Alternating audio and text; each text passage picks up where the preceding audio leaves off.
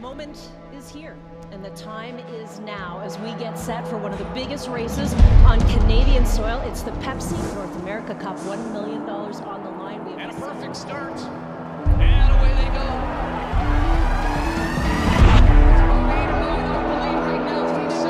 That's the fastest three-quarters in the history of the cup.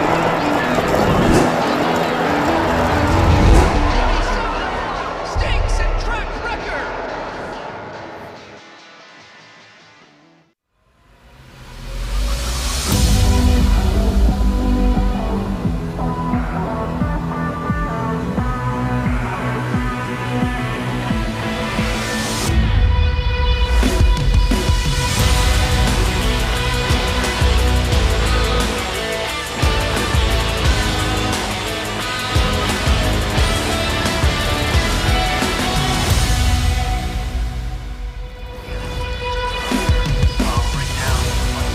It's Pepsi North America Cup night at Woodbine Mohawk Park. It's essentially the All-Star Game, the World Series, the Super Bowl, you name it, the big-time event. It is here for Canadian Standardbred Racing. $1 million on the line for the main event. Oh, $2.5 million plus in total purses tonight. It's a stellar program, and we are live with you on PrimeTime Racing. A beautiful evening here in Campbellville as we welcome you to our winner circle set. My name is Mark McKelvey alongside Greg Blanchard. And Greg, maybe a tad windy, but I will say Mother Nature has teed us up with a beautiful evening for this stellar race card. That's really the only negative you could look at right now, Mark. We've got everything here. We've got the crowd. We've got the atmosphere. The racing we've seen so far has been fantastic, and if this wind dies down, I think we're going to see the speed show that we've expected to see tonight, especially in our marquee races. Just fantastic showdowns top to bottom. We've been counting down the days till the Pepsi North America Cup, probably since, well, Breeders' Crown Night last October, and wanting to see Bo Jangles come back. He'll star in tonight's main event. Of course, he's trying to rebound after his elimination loss. Goes up against the likes of Odds On Mr. Mamba and Sweet Love and Lou. But the undercard, as I was mentioning, it is stacked top to bottom. Yeah, it really is. We're going to get a look at a couple of races here that, would be the marquee event on any other race program. So it's kind of an embarrassment of riches here tonight. And it's going to be a nice prelude to the main events we're going to see later on. A lot of times on nights like this, you get a kind of a heavy favorite, and it's anticlimactic in a way. You're just getting to watch a good individual performance. Tonight, I think we're going to see good individual performances, but we're also going to see some real contentious racing. All right, let's take a look at what we have in store for this coverage of primetime racing at the Pepsi North America Cup. You can see what we have coming up. Race 7, 8, 9, all graded stakes events. The Grade 2 Armbrel Flight for trotting mares. The Grade 1 Roses Are Red for the pacing mares. And then the Mohawk Gold Cup, the Invitational, and that's usually a shootout. We do have one other race that's about to come your way, and that is race number 6. Now, you might be asking yourself, where is the big dance? We'll have the fan handover in the Pepsi North America Cup coming up when we reset at 10 p.m. and Primetime Racing goes live on CBC Gem and Game Plus. But as I mentioned, we have another race coming your way right now. A little bit of bonus coverage. Race number 6, Condition Pacers here. And one of those races on a night like tonight where you could see an eye-catching mile and probably seeing them mixing it up pretty good. Yeah, these are really high-end horses. Again, like on a regular Saturday night, this might be your feature or co-feature or one of the highlights of the undercard. They get a little bit overlooked on nights like tonight, but I'll tell you, horse players love these races, Mark, because you've got a really good field, a full field of 10. A little surprised to see the veteran Stonebridge Helios, though, so heavily favored here at 4-5. He's been struggling to find the win column. He partners with Dexter Dunn, drove him last week when he was in town, and he's driven him several times over the course of his career. Seems to always get along real well with him. So we'll see if Stonebridge Helios can deliver as the favorite as they are lining up, getting into position. Also, looking at the odds board right here, lots of love for the 3, Dublin Dasher for Team Cullen. So here we go. Our first race tonight on Primetime Racing is race number 6 on NA Cup night, and the man that will call all the action is Chad Rosemont. Here they come.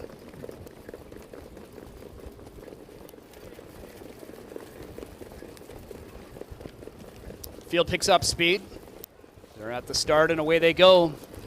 They're off and pacing. Odds On Valhalla chased out of there from the 6 hole along with Dublin Dasher. Chain Gang onto the scene as well, and Stonebridge Helios from the pole position gets away 4th. Looking to tuck fifth, that's Geordie in front of Waterloo. Then we're back to Pacino Hanover. Last three are Living the Beach Life, JMR Speakaway, and what you looking at. Everybody's got a seat now, single file into the opening bend. Dublin Dasher and Cullen leading the way. 26 and 2 the opening quarter. Odds on Valhalla in second with Chain Gang third. As they head to the backstretch, what'll Dunn do with Stonebridge Helios? He's on the move. And here he comes out of fourth and rushing up after the leader. Back in fifth is Geordie. Sixth one is Waterloo. Continuing to be tracked by Pacino Hanover, then Living the Beach Life, JMR Speakaway, and what you looking at. Here comes Stonebridge Helios, 7-5 race favorite, takes over from Dublin Dasher, the 8-5 second choice. Odds on Valhalla now third as they're halfway home in 54 and 4. Chain Gang, the fourth one. Geordie continuing fifth as they head into the bend towards 5/8. Waterloo still sixth, then Pacino Hanover. Starting up from the back is JMR Speakaway, to the inside is Living the Beach Life. Trailing throughout's been what you looking at. Just over a quarter of a mile to go. Stonebridge Helios, the leader, just over a length in front of Dublin Dasher. Chain Gang's on the move, and he's up to third in front of Geordie. Works with his cover to the inside fifth. Odds on Valhalla, 122 and 1 3/4. Stonebridge Helios, the one they've got to catch. He leads a length. Outside is Chain Gang. In behind, Dublin Dasher. Now swinging wide is Geordie. Set down by Plomp between horses. Odds on Valhalla. Dunn calling on Stonebridge Helios. Geordie starts to close in the center. Dublin Dasher between. Still Stonebridge Helios digging in. And Stonebridge Helios will hold on by a length. Geordie second. Dublin Dasher third. 149 and 2. 7-5 favorite, Stonebridge Helios. A second quarter move to the top for Dexter Dunn and can carry it all the way for the victory. A good push there on the outside by Geordie for J.R. Plant, trainer Jacques Dupont, as that one gets up for second. But Stonebridge Helios passes that test with flying colors. Looks good in victory. Son of Sunshine Beach, you talk about a classy veteran, and that's going to put his career earnings just shy of $850,000. Winning tonight, 49 and 2. That's a big mile mark. We've seen the wind impacting earlier races in the speed department by, I'm going to say, maybe a second or so of what we would expect to see them. So 49 and 2. That's maybe a sign that things are going to heat up here the rest of the way. And Dexter Dunn, already a good night at the office for him, maybe a prelude of things to come. He will have to try and get Brandon Boulevard to the wire first from post 10. It's never happened. We've never had a post 10 winner in the Pepsi North America Cup. And speaking of that, some of the horses that'll be racing in the North America Cup are starting to come out onto the track for their warm-ups. As always, Bojangles, I can see him from our spot here. He goes out and generally turns right away to go the right way of the track for Doc Moore. Meanwhile, odds on Mr. Mamba coming out. And interesting enough, we'll talk more about this as the night rolls on, Greg, but they brought odds on Mr. Mamba over here on Wednesday morning to train. He looked real good. Looked straight and strong. We knew that was maybe going to be a bit of a question mark, but taking advantage of staying here all week and being able to come to the track where the big race is going to happen. Yeah, and I don't blame them. I think, most people would want to take that approach, not risk anything in shipping back and forth. We just saw Brandon Boulevard go by as well. He's your post-10 starter tonight. Big contender, close second in the elimination. He looks fantastic too. So, yeah, it's a nice for us to be in the vantage point we are, Mark. We get an up-close look, and we'll get an early view of their body language, and that can tell you a lot. And, excuse me, a lot of people were saying that they thought Bojangles didn't quite look himself last week, so we're not going to get that vantage point, unfortunately, because, as you said, they came out onto the track and went straight to the backstretch. So our crack camera crew here picks them up, and we'll get a look at them there. So, yeah, hard to really get a read. That's not Bojangles. No, it wasn't. As we look at. No, I think we got fooled. We saw Ian Moore I out saw there. Pete Wren come out. As soon as I saw him, I said, gee, he doesn't quite look like the Bojangles that we've been used to seeing. So, and he's definitely not leaving from post position number 7. So maybe it's an Ian Moore thing. Yeah, that's a Doc Moore thing. But saw odds on Pete Wren come out, and I'm thinking, okay, well, then I can see Doc Moore up in the tournament. Just makes sense. But again, we're still several races away for the Pepsi North America Cup. So this is why we're on right now, Greg. We're just getting our bearings. We're getting ourselves tuned up and prepped for the big race coming up later tonight. You gotta love live TV. Yeah, of course. And there's a look. Hey, the crew is on it, though. They spotted Doc Moore. There's a look at your race 6 winner, Stonebridge Helios, for Paul Court and Dexter Dunn, the winning driver. And great crowds on hand all night long. You'll see them over our shoulder here in a second that we're filing in to the winner's circle. So this is the night you want to be here, and even more, this is the night you want to be out here in the winner's circle. Yeah, absolutely. We're kind of a little, we're in a good vantage point. We're a little envious, though, of the crowd. They're here enjoying, beverages and socializing and watching the great racing and live entertainment, great food, everything you would want at a big night. All right, well, we're going to take a brief time out here, and when we come back, we will take a closer look at our first major stake of the evening, at least in terms of our coverage here on Primetime Racing. That is the Armbro Flight. It's Pepsi North America Cup night from Woodbine Mohawk Park. Don't go anywhere. We'll be right back. There's a reason we use expressions like storybook season in sport. For over 160 years, the King's Plate has played out like an enchanted fairy tale. It's Canada's most prestigious horse racing event, where elegance meets excitement and tradition meets celebration. King's Plate, Canada's race. Be part of the spectacle, be part of the legacy. Tickets are selling fast. Get yours now at kingsplate.com.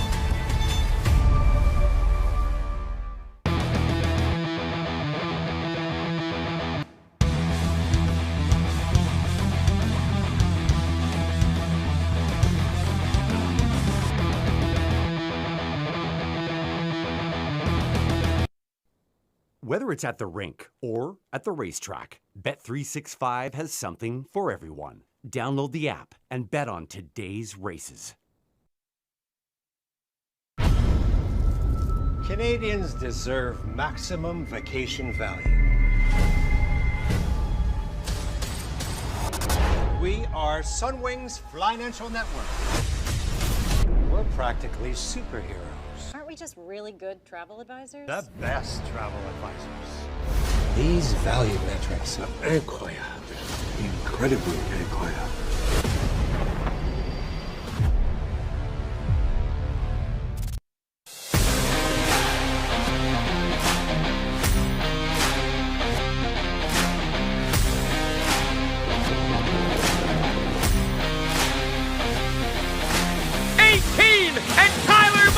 In the Gold Cup and Saucer! Hart Scott Giron in the Gold Cup and Saucer! Join us this August on Prince Edward Island for the Gold Cup and Saucer, presented by Atlantic Lottery. Visit redshores.ca for more details.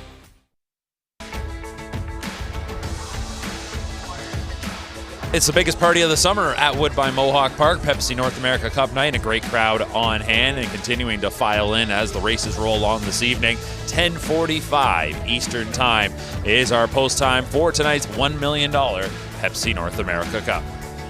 Taking a look at the prices from race number 6, Stonebridge Helios went off as the favorite, delivers $4.80 to win, $3.40 to place, $2.20 to show. That $2 exacta, if you had the 5 Geordie underneath Stonebridge Helios, you'll get back $20.70. As well, taking a look at the try, Dublin Dasher was just the second choice there, just behind Stonebridge Helios, ended up rounding out that trifecta. And we bring you back to the desk here in the winner's circle. Mark and Greg with you. Thanks so much for making us part of your North America Cup night. Hopefully you're enjoying the coverage. We're with you right through the big race now. And coming up next, it's our first major stake of the evening, at least in terms of our coverage, the Armbro Flight. Grade 2 event for trotting mares, but really you can make the argument this is a grade 1 because this is the biggest race each season at Mohawk for the trotting mares. It's a talented group. Eliminations weren't necessary with 11 entered. And as we take a look at the field page there, Greg, one trainer is certainly going to stand out above the rest. He's looking to go back-to-back in this race, and he is going to be loaded for bear. That is Åke Svanstedt. When you have a major trotting race these days, you expect to see Åke Svanstedt's name all over the program, and tonight, no exception. He's got 3 of the starters, 3 of the 9 now, so he's got a third of the field to go postward here in this $215,000 contest, including Warwi Michelle, the likely favorite in here, Dial Square, the defending champion in the event, and Nelson Bright Eagle No, your post 5 starter, and won the event, Dial Square, I was going to say, was third third start in North America last year when she won the event. Kind of a surprise at the time. Unfortunately, hasn't been able to come back and win a race since, which is kind of an oddity in 10 starts. It really is. James McDonald drove Dial Square last year. He was just kind of Johnny on the spot last year with that drive, and they go back to him hoping to reunite a little bit of that magic here once again in the Armbro flight. But I want to stick with the Svanstead barn for just a second, and unfortunately there was an incident here last night at Woodbine Mohawk Park. Not something you see very often, a pre-race collision between a couple of horses that were warming up, and it involved Dr. Ian Moore and Sarah Svanstead, the wife of Oka Svanstead.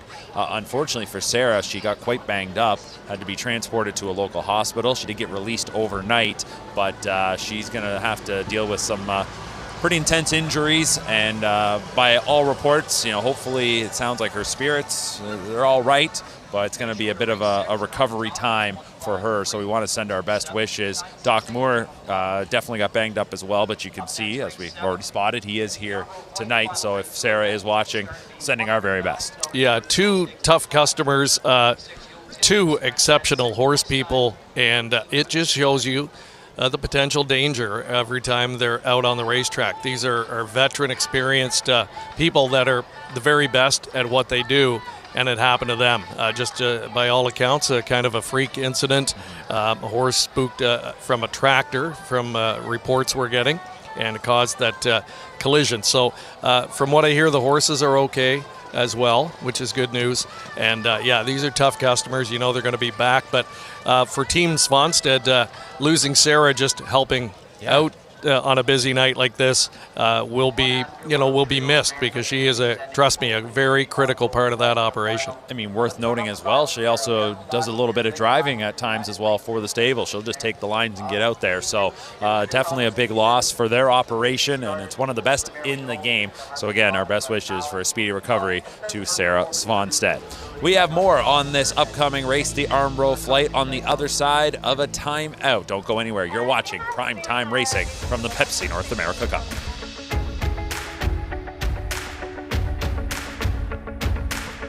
Expressions like storybook season in sport. For over 160 years, the King's Plate has played out like an enchanted fairy tale. It's Canada's most prestigious horse racing event, where elegance meets excitement and tradition meets celebration. King's Plate, Canada's race. Be part of the spectacle, be part of the legacy. Tickets are selling fast. Get yours now at kingsplate.com.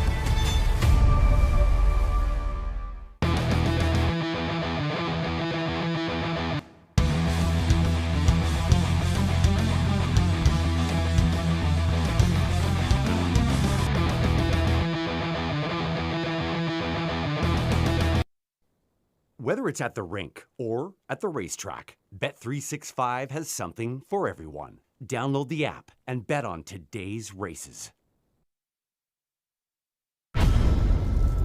Canadians deserve maximum vacation value. We are Sunwing's Financial Network. We're practically superheroes.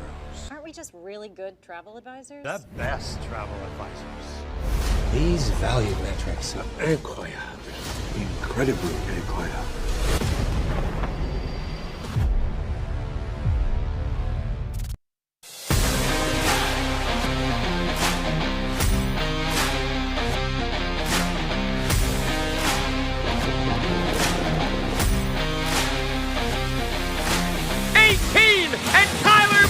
In the Gold Cup and Saucer! Hard Shark Scott Zeron in the Gold Cup and Saucer! Join us this August on Prince Edward Island for the Gold Cup and Saucer, presented by Atlantic Lottery. Visit redshores.ca for more details.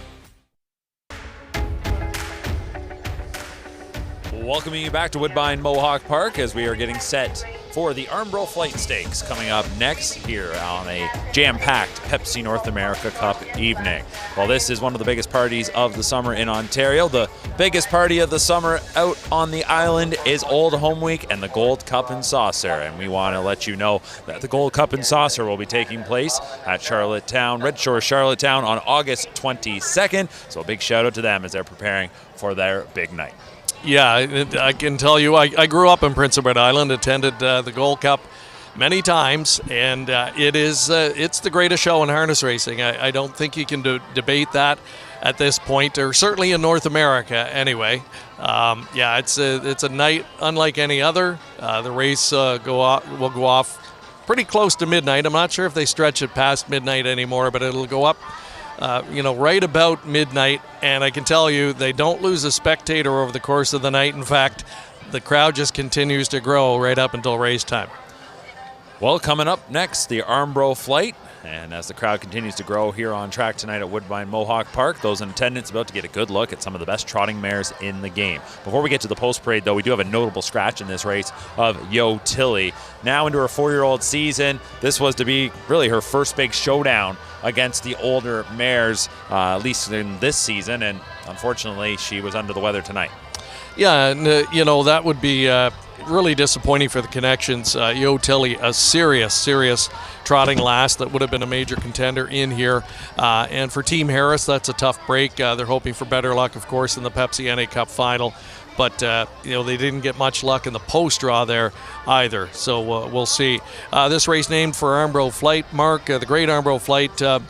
Just interesting to look back at her history. She had 5 world records in the 60s.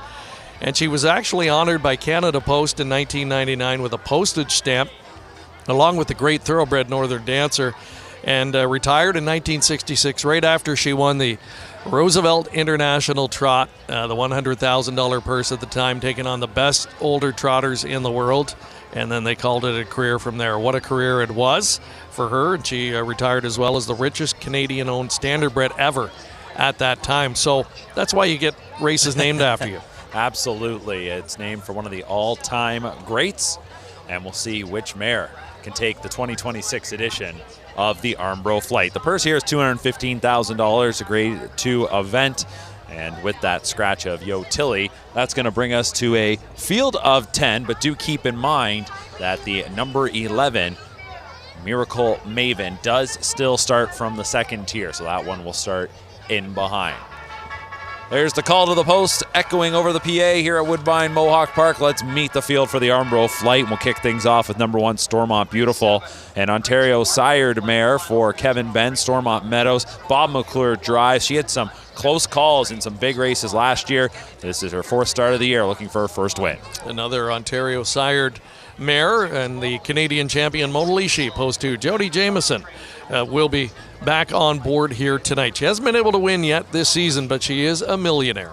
Sticking with the Ontario sired theme, Cadiddle, a 5-year-old daughter of Cadabra for owner-breeder Homestretch Holdings. Jerry Duford trained, Scott Young drives. She's looking for the big-time upset. 9-5 and just slightly favored at this point is Warwi Michelle, one of 3 for Auguste Vonstead. He'll be in the driver's seat. This is a great trotting daughter of Walner. A win tonight will put her over $2 million lifetime.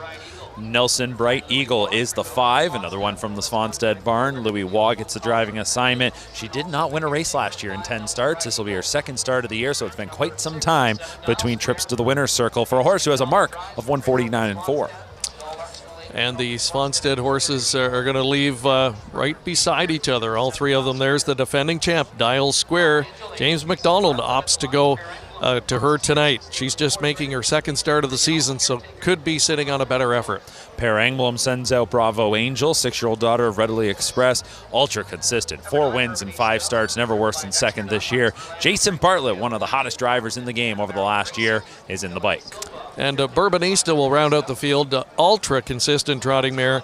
Last year banked $100,000. Looks like she's taken a step forward this year for Team Melander. 4 on the board finishes in her 5 starts coming in, and you get Dexter Dunn, and you get the benefit of moving inside 1 spot on the gate with the scratch. So potential for an upset there. You just saw number 10, Champagne Problems. That one for Nancy Tactor. Scott Zeron drives the money man. 2nd start of the 4-year-old season for her. And then number 11, there's Miracle Maven for Team Burke. Yannick Gingras drives. That is a 4-year-old daughter of Don't Let 'Em.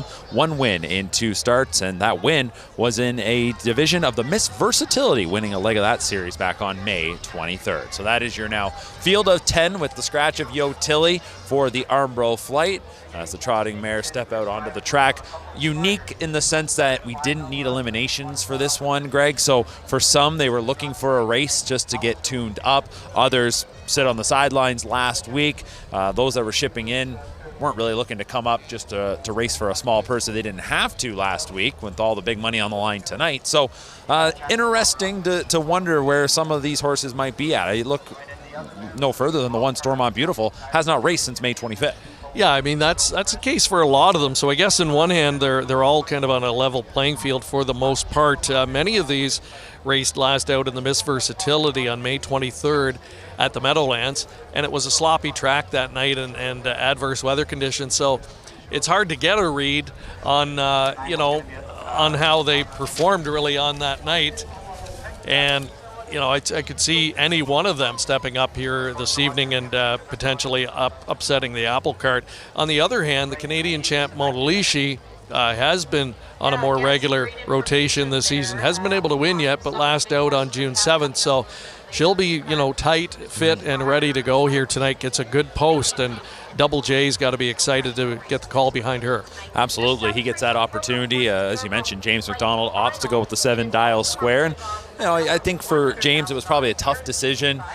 Blake McIntosh has a lot of horses here locally. He drives for him quite often, and he's had a lot of success with Monalishi over the years. But dial square and Svanstead gave him that chance last year in this race, and he won. And like I said, probably a bit of a tough decision, but goes with the horse that he's already won this race. And I think it's a bit of that, all right, she hasn't won in a long time, like you mentioned, but she's got to be due to eventually bust out of this, you would have to think.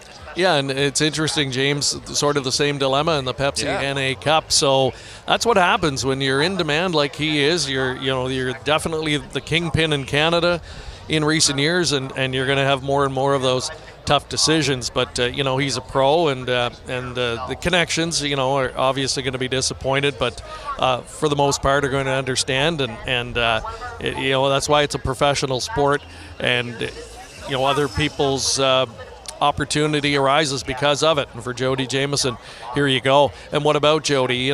He's a veteran now on the circuit. He's been around a long time. He's one of the older reinsmen now in the colony, and still driving in all of these marquee events. It's still right at the top of his game.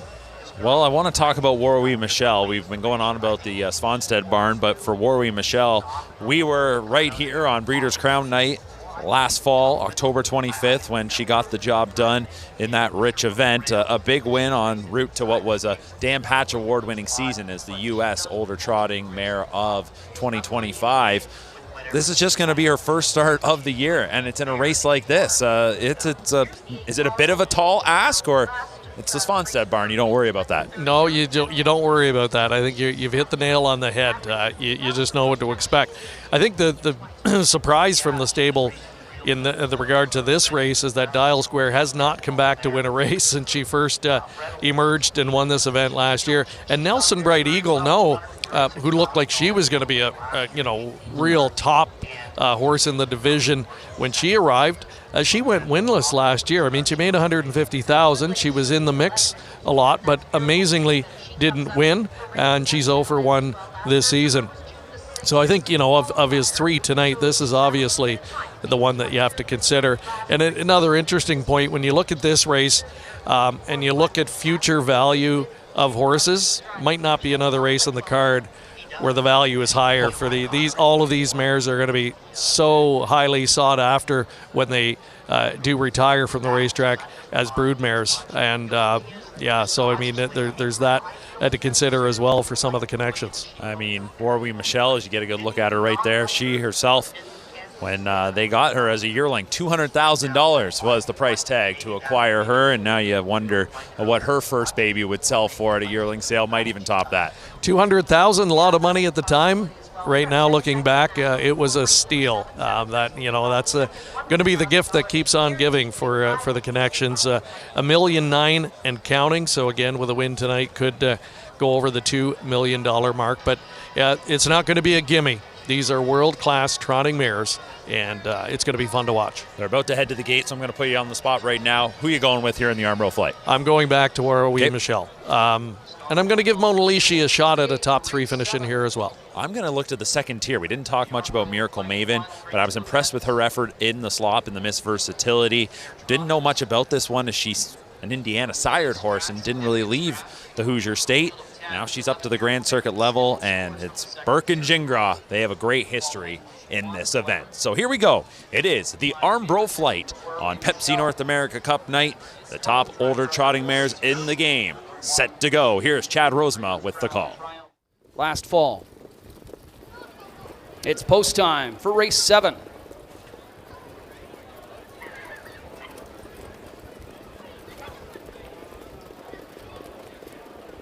Trotting mares for the Grade 2 Armbro Flight Final are all lined up. Here they come. And there they go. They're off and trotting with Nelson Bright Eagle, leaving out of there alertly down the center. And from the outside, put into play early Champagne Problems and Bourbonista. So from post 10 and 9, they're going to drive out for the early lead to the first turn as Champagne Problems trying to cross over in front of Bourbonista. Nelson Bright Eagle gets away third in front of Warwi Michelle. From the second tier, Miracle Maven followed the favorite and has got a seat fifth in front of Stormont Beautiful. Parked to the outside, it's Bravo Angel. Jameson lost Mona Lishi, she's off stride in the back. We see Dial Square ahead of Cadiddle. 26-1 opening quarter, Champagne Problems the leader. Bourbonista the pocket rider, Nelson Bright Eagles third. And then it's Warwi Michelle and Miracle Maven. To the inside is Stormont Beautiful. Then to the outside, Bravo Angel's going to get a couple in front of her now as Warwi Michelle's first up for Svanstedt out of fourth. Second over trip being worked out here by Gingras and Miracle Maven. So Bartlett third over with Bravo Angel. Inside locked up, Stormont Beautiful and Cadiddle. Dial Square to the outside and further back, Mona Lishi 55 was the half. Champagne Problem still the leader at a 94-1 price in front of Bourbonista. Warwi Michelle getting closer now on the outside, a length away from Champagne Problems. And second over, perfectly positioned, is Miracle Maven. And she's already starting to swing wide with Bravo Angel on her back. Then getting off of the pylons, Dunn's full of trot with Bourbonista 123 and 2 3/4. Warwi Michelle takes over. Bourbonista slides down to the inside. Miracle Maven called on for more in the center. Wide of that one is Bravo Angel and Dial Square trying to close from the back. But Bourbonista and Dunn up the inside, and now cruising by 3 and 4. Bourbonista at 43-1 in an Armbro Flight romp. It is Bourbonista over Bravo Angel and Miracle Maven in 150 and 4. Dexter Dunn does it again, and it's a 43-1 stunner here. Bourbonista, the 5-year-old mare trained by Marcus Melander, leaves out well, gets to follow the big long shot. Champagne Problems, she's a big long shot in her own right, but drives her very confidently, and it all works out. Maybe a little practice for what he'll try and do later in the Pepsi NA Cup, and that's a win from an outside post. He is a master at that. He's done it before right here at this venue for trainer Marcus Melander. And Bourbonista, I mean, just a one-time winner coming into the race. Her career best, a mark of 154, so drops a substantial time in winning here. And when she got daylight, Mark, on the inside turning for home, it was lights out. There was no doubt. And look at her here, just well in hand, cruising to a win of about 3 lengths in 150 and 4 as she smashes her previous career best of 154, shaves more than 3 seconds off that, and nothing to it if you're Dexter Dunn. The big victory here in the Armbro Flight for Bourbonista. She'll make her way back to the winner's circle, and we'll have some reaction when we come back. It's a 43-1 stunner. Bourbonista takes the Armbro Flight.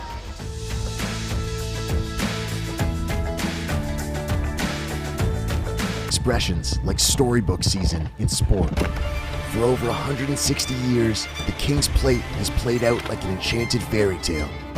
It's Canada's most prestigious horse racing event, where elegance meets excitement and tradition meets celebration. King's Plate, Canada's race. Be part of the spectacle, be part of the legacy. Tickets are selling fast. Get yours now at kingsplate.com.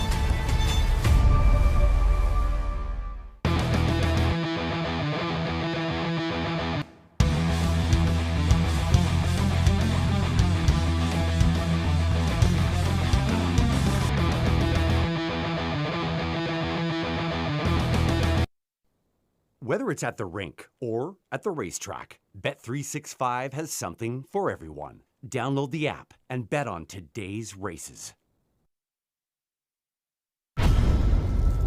Canadians deserve maximum vacation value.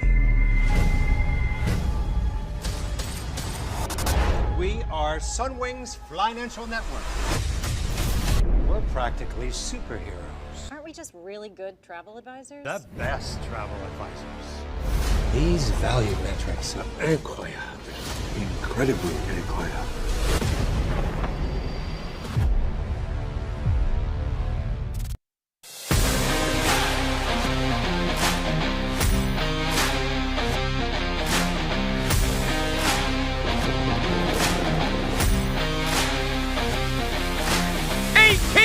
And Tyler Moore in the Gold Cup and Soccer. Archer Scott Giron in the Gold Cup and Saucer. Join us this August on Prince Edward Island for the Gold Cup and Saucer, presented by Atlantic Lottery. Visit redshores.ca for more details.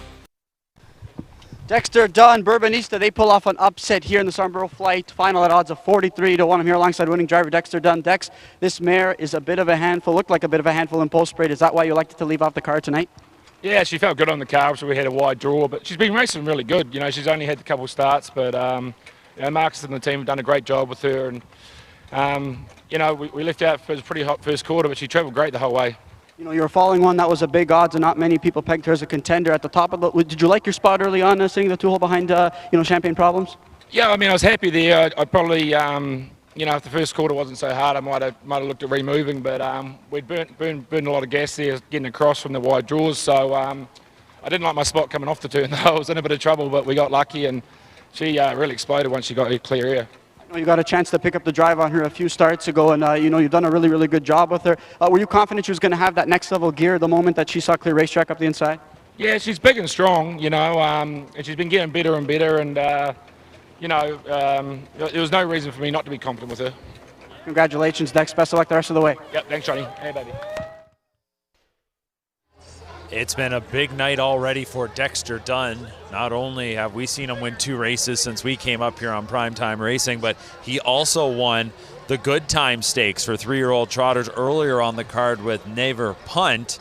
Like you said, maybe a sign of things to come for the $1 million race, but this is why Dexter Dunn is one of the best in the game. He shows up in the big money moments. He does, yeah.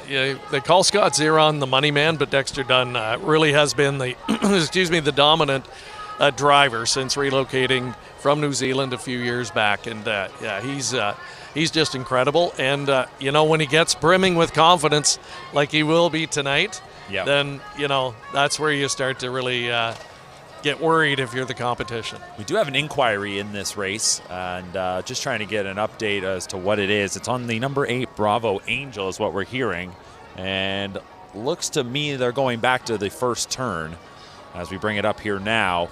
And I noticed things were getting a little stacked up, and Mona Lishi made a break, so not sure if that might have been because of the 8. We see that one just to the outside of the 2 Mona Lishi, so inquiry here, as Bravo Angel was your second place finisher, so this could shake things up. And what a mile Bravo Angel turned in. She never saw the pylons mark outside of Mona Lishi here. Now, looking at it here, it appears at this point Mona Lishi is clear of her and still trotting, but you know, that may be just the camera angle we're looking at. It could be something else. No, not necessarily directly related to that, but that's what you would naturally think.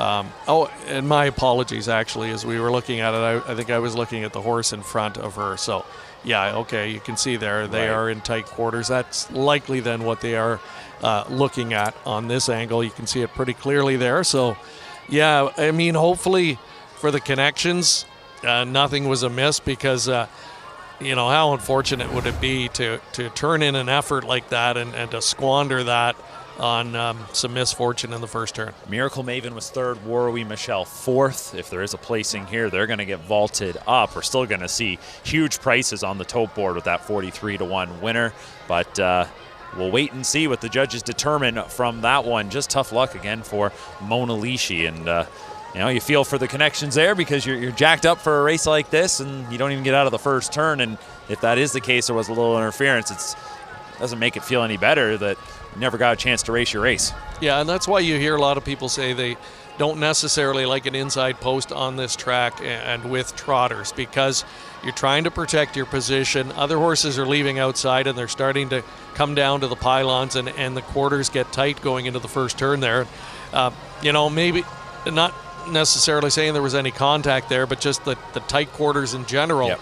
For a horse like Mona Lishi, she might have just got a bit claustrophobic, and I think we're getting the announcement here now.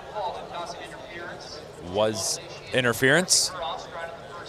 Just listening to Chad Rosema. So there is going to be a placing there. So that one's going to get tossed to the back behind Mona Lishi. So tough break there for Bartlett and company. And if you go back and watch pretty much the opening 3/8 of that race, they jammed up an awful lot. So it just felt like one of those races where, and that's the way it goes when there's big money on the line, is they get into some tight quarters and everybody's kind of wanting to make sure they're holding ground and getting in the spot they want. At the same time, you just get a little tight, and unfortunately something like that happens. Yeah, it's so different, right? On a half-mile track, you want the inside post. It's such a big advantage, but on tracks like this, being on the inside, when people draw one especially, they kind of shrug their shoulders. It's almost as bad as getting post 10 in their minds. And you're right, no one's giving an inch on a night like tonight in these Grand Circuit races, and that can happen from time to time. So yeah, unfortunate for the connections of Mona Lishi that happened for sure, and the connections of the horse that ultimately finished second and will now be DQ'd to last. All right, so we're just waiting for this race to go official. We'll take a look at the prices and see if you are one of the lucky folks that ended up backing our upset winner, Bourbonista, at 43-1, while you are just very anxious to see these prices. Waiting on those prices as mentioned, so we're going to take another timeout. When we come back, we'll get you all the results, and we'll start to look ahead to our next race on Pepsi North America Cup Night 2026. Expressions like storybook season in sport. For over 160 years, the King's Plate has played out like an enchanted fairy tale. It's Canada's most prestigious horse racing event, where elegance meets excitement and tradition meets celebration. King's Plate, Canada's race. Be part of the spectacle, be part of the legacy. Tickets are selling fast. Get yours now at kingsplate.com.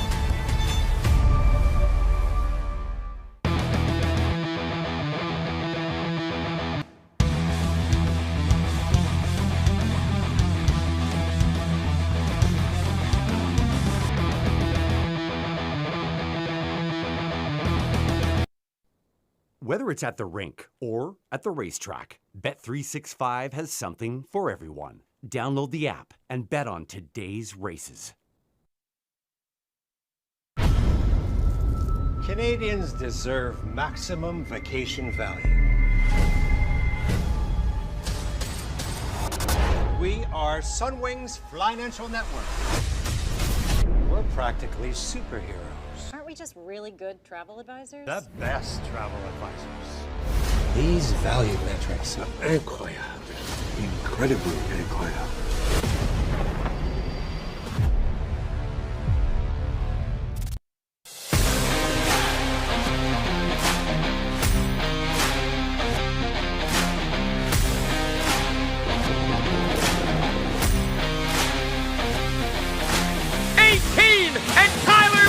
In the Gold Cup and Saucer. Hard Shark Scott Zeron in the Gold Cup and Saucer. Join us this August on Prince Edward Island for the Gold Cup and Saucer, presented by Atlantic Lottery. Visit redshores.ca for more details.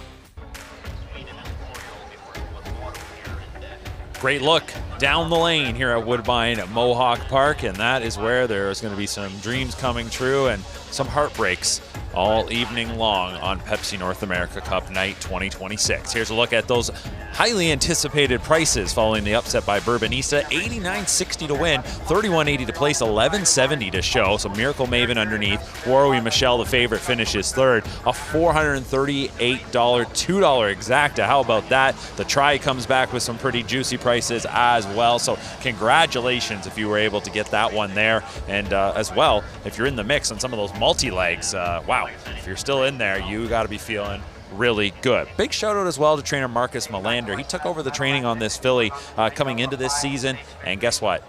They already get a big time win and kind of the first big race for these trotting mares, and there's still some big dances to go. So Bourbonista, well, don't imagine she'll be 43-1 next time. I don't think so. We'll see if she can repeat. Time to turn our focus now to our next race this evening, and that's going to be the Roses Are Red. So from the trotting mares to the pacing mares. Yeah, this is going to be an outstanding tilt. There's a stakes record in here, 147-4, Grace Hill in 2023. Not sure they can threaten that tonight, only because of the wind, but I think we've got the talent that could have given that a real scare here this evening. And how about the 1-2 punch here for trainer Chris Ryder? Mickey and Minnie and Twin B Joe Fresh. You talk about a tandem that's maybe never been seen before in a race like this. Combined earnings of $6 million. Let's take a look at the eliminations from a week ago. Louise Girl will be the number 3 tonight. She went a big mile in her elimination. First up, as you see here, for Jason Bartlett. And this was really a step up for her. She had done well in the half-mile oval at Yonkers. Per Engblom said, we were excited to see how she'd do up against the top mares, and she lived up to the hype last week.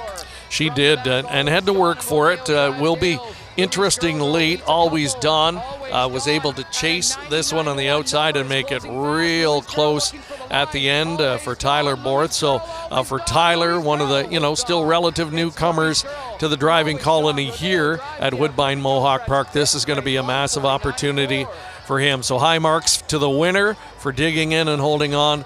High marks to the runner-up for that strong closing kick. Twin B Joe Fresh was in that elimination. She was making her first start of the season. She finished 4th. You don't see her off the board too often, but first start, needed one under her belt. Her stablemate, the outstanding Mickey and Minnie, gets a perfect second oversteer here from James McDonald. Keep in mind, Dexter Dunn generally drives Mickey and Minnie, but he cones Twin B Joe Fresh, so he has to go with her, and James McDonald gets the assignment here, and they cash in. Yeah, and give Mickey and Minnie this kind of a trip, and good luck beating her. It was just textbook. Perfect second over, mapping out here by driver James McDonald, and she does the rest here. And just kind of does what she has to do, wins it in hand by about 3/4 of a length. The last Martini, really good runner-up finish for her in there. Mickey and Minnie, big opportunity here as she transitions to the older ranks this year. Doing exactly what her older stablemate did. Dominant 2- and 3-year-old, and then early on showing that she'll immediately be able to go with the best older mares. And, their numbers kind of almost mirror each other. She's got $2.7 million on her card coming into the year, 20 wins. Twin B Joe Fresh, a 36-time career winner, and she's got $3.4 million on her card and a mark of 47-3. So how would you like to have both of these in your shed row when you walk in every morning? It's truly incredible. One of the most impressive 1-2 punches we have maybe ever seen. Also worth noting, the three-peat is on the line. Twin B Joe Fresh has won this race back-to-back years. She's trying to make it 3 in a row, and we'll find out in just about 8 minutes' time. Horses are exiting the paddock, coming out onto the track for the post parade. The Roses Are Red. Grade 1 race, $320,000 is the purse as part of this massive $2.5 million lineup for North America Cup night. As we see the horses coming out onto the track, the first one we will meet is Skywalker C. And what's interesting, Todd McCarthy is going to get the driving assignment behind this mare. He sat behind her before. Austin Hanners drove her last week in the Elim, and Austin Hanners had a great moment last October when he won the Breeders' Crown Mare Pace for Todd Luther, Greg Luther. Unable to repeat that magic last week, and now we'll see if Skywalker C can step up for that stable. The number 2 is Mickey and Minnie. It's going to be James McDonald on for a second consecutive week, able to engineer that brilliant off-the-pace win in the elimination, and I think she's poised for an even better effort tonight in start number 3. There's Louise Girl, the 3. Jason Bartlett, Per Engblom, 7 wins in 9 starts this year. She won 7 of 13 a season ago. she is the now horse in the division. Grit and Grace, a local hopeful here. She's a real nice mare with good gate speed, so I'm sure Jody will try and put her into play from post 4. Rodeo Drive Deo is the 5 for Gingras and Burke. Finished third, just beat a length behind Louise Girl. She finished up well in her elimination last Saturday. An outstanding 3-year-old making the transition to the older ranks, the last Martini. She finished in a Breeders' Crown dead heat last year with Mickey and Minnie. Doug McNair, the regular pilot, on board. Talk Curdy to me is the 7. Louis Waugh driving for Dave Maneri and Pollock Racing. Pollock Racing was the leading owner last year here at Woodbine Mohawk Park. A 4th place finish in her elim.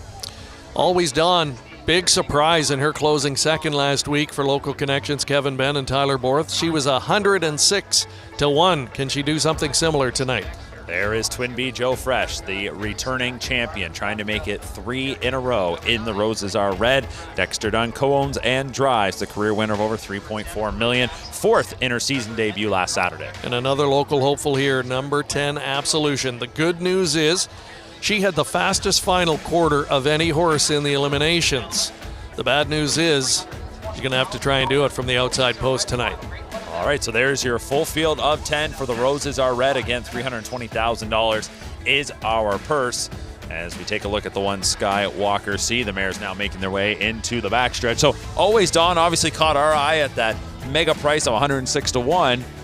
What did you think the price was going to be here tonight? It's 23-1, so she's getting a little more respect. I mean, it would still be a big upset for her to come through and win tonight, but all of a sudden they're giving her just an extra look when last week she was completely dismissed. Yeah, absolutely, and you can understand that. So I think she's one you have to consider somewhere on the ticket, the way she did perform. And Kevin Benn, kind of maybe an underrated local horseman, but everything he brings to the track is quality. I'm just not sure they would have thought, or certainly the public would have thought, that she's this caliber. They were certainly thrilled. I talked to them after the elimination last Saturday, and you could just tell they were jacked up with how she raced, and you get to be in the final. Just to be a part of a night like this is a big deal for a lot of trainers. And one thing about Kevin Benn, and I think it can never go dismissed, is the fact that he is stabled in Napanee, and they rack up the miles, trucking horses back and forth to race here. You'll see them with one horse in on a Thursday night, and they're back qualifying the next morning. They have to really grind. So it's special for them to have horses of this caliber and to be in races like this on nights like this. Yeah, absolutely. A real kind of a mild-mannered, soft-spoken guy, and does his talking on the racetrack. And you're right. They put the work in, they put the miles in, and the commitment is unwavering, and it's nice to see them have this kind of success. But when you talk success, trainer Chris Ryder, a Twin B Joe Fresh is a once-in-a-lifetime horse, and then to come right back with Mickey and Minnie, it's truly remarkable. And I don't know if we've ever seen it. I mean, there's been other stables, obviously, that have had, more than one great pacing mare, but to get this caliber back to back, it might be a first. Okay, here's my question about Twin B Joe Fresh. What did you think of her elim effort? Obviously, first start of the season, so you could chalk it up to, hey, she needed that one, but are you seeing, have enough belief in her to come right back here in take 2 and step up and win? I do, and for a couple of reasons. She's Twin B Joe Fresh, first of all, and that guy in the driver's seat as well. Look at the power on her. Look at the back end, how high it is, and that's where she drives all of her power when you watch her go. She just has that straight ahead, perfect gait, really, and she's so tactically versatile that you can do anything you want with her, and any kind of a trip scenario, and she'll capitalize. So yeah, she needed the start. Who knows, maybe she has lost a half a step. I guess she'll tell us that tonight, but I would not discount her at all. I wouldn't say that's an automatic like it has been so many times in the last couple of years, but by the same token, if you're playing especially multi-leg wagers, or you're playing tonight on track, I would not leave her out. I'm looking at the tote board right now. It tells me that Mickey and Minnie is the current favorite at 3-2. So it's the stablemate of Twin B Joe Fresh. James McDonald. What I found interesting last week was, yes, Dex knew he couldn't drive her in the final. But with elimination, she wasn't racing against Twin Bee Joe Fresh. He could have driven Mickey and Minnie last week, but they thought, hey, if we're going to need a driver in the final, let's let that individual have a chance to sit behind her in the elimination. James McDonald took full advantage of that. 4-year-old season, that's her first win. She's got a couple starts under her belt. And I know we always talk about the transition from 3 to 4 and how tough it can be, but there's something about this mare, I don't think it's going to be much of a learning curve for her. I don't think so, and I think she's shown that already. If she doesn't take a step forward off of last week's effort, she's still going to be a player in this division all season long.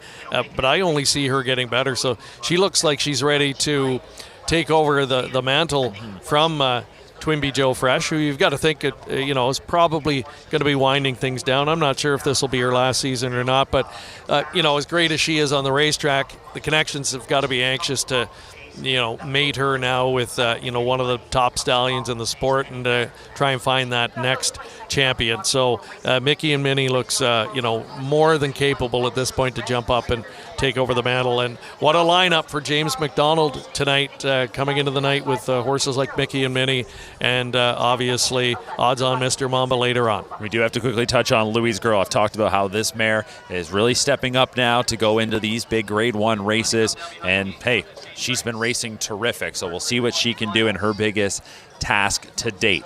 Set to go as the gate's in motion. 10 of the best pacing mares in the game set to clash. The roses are red. Here's Chad with the call.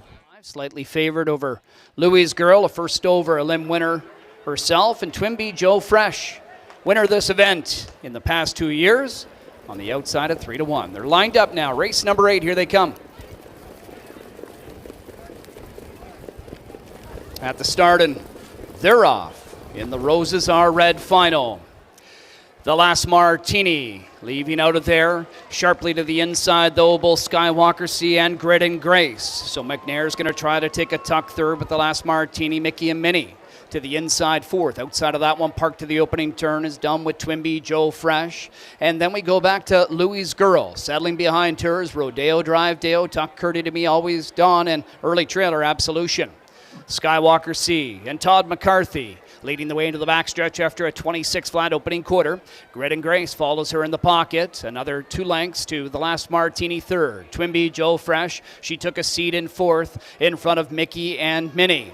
And then it's Louis' Girl to the inside, Tuck Curdy to Me. Rodeo Drive Dale swings to the outside from the back. She'll be fourth over as Dunn's now first up with Twin Bee Joe Fresh. Mickey and Minnie rides her cover second over, then Louis' Girl. Fourth over, Rodeo Drive Dale. Always Dawn to the inside. Absolution still trails halfway home in 54-1. Skywalker Sea still the leader. Grit and Grace in behind her. Twin Bee Joe Fresh inching closer, length and a half away as Skywalker Sea lets it out a bit here heading to the final turn. Second over, Mickey and Minnie ready to pounce to the inside. Fifth, the Last Martini. Then Louis' Girl set to swing wide for Bartlett. Rodeo Drive Dale following her 121 and 1 3/4. And they turn for home. And the Roses Are Red.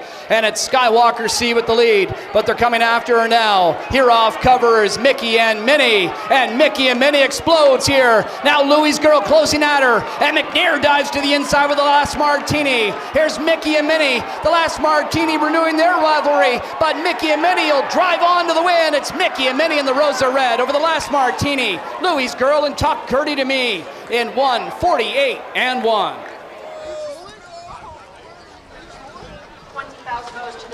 Well, those mares, they squared off in the Breeders' Crown last year, finishing in a dead heat for win. Mickey and Minnie in the Last Martini, and very similar, we're seeing those two coming down to the wire here in the Roses Are Red, but they're not going to need the photo finish camera tonight. It's Mickey and Minnie, another perfect second over trip from James McDonald, and she wins the Roses Are Red.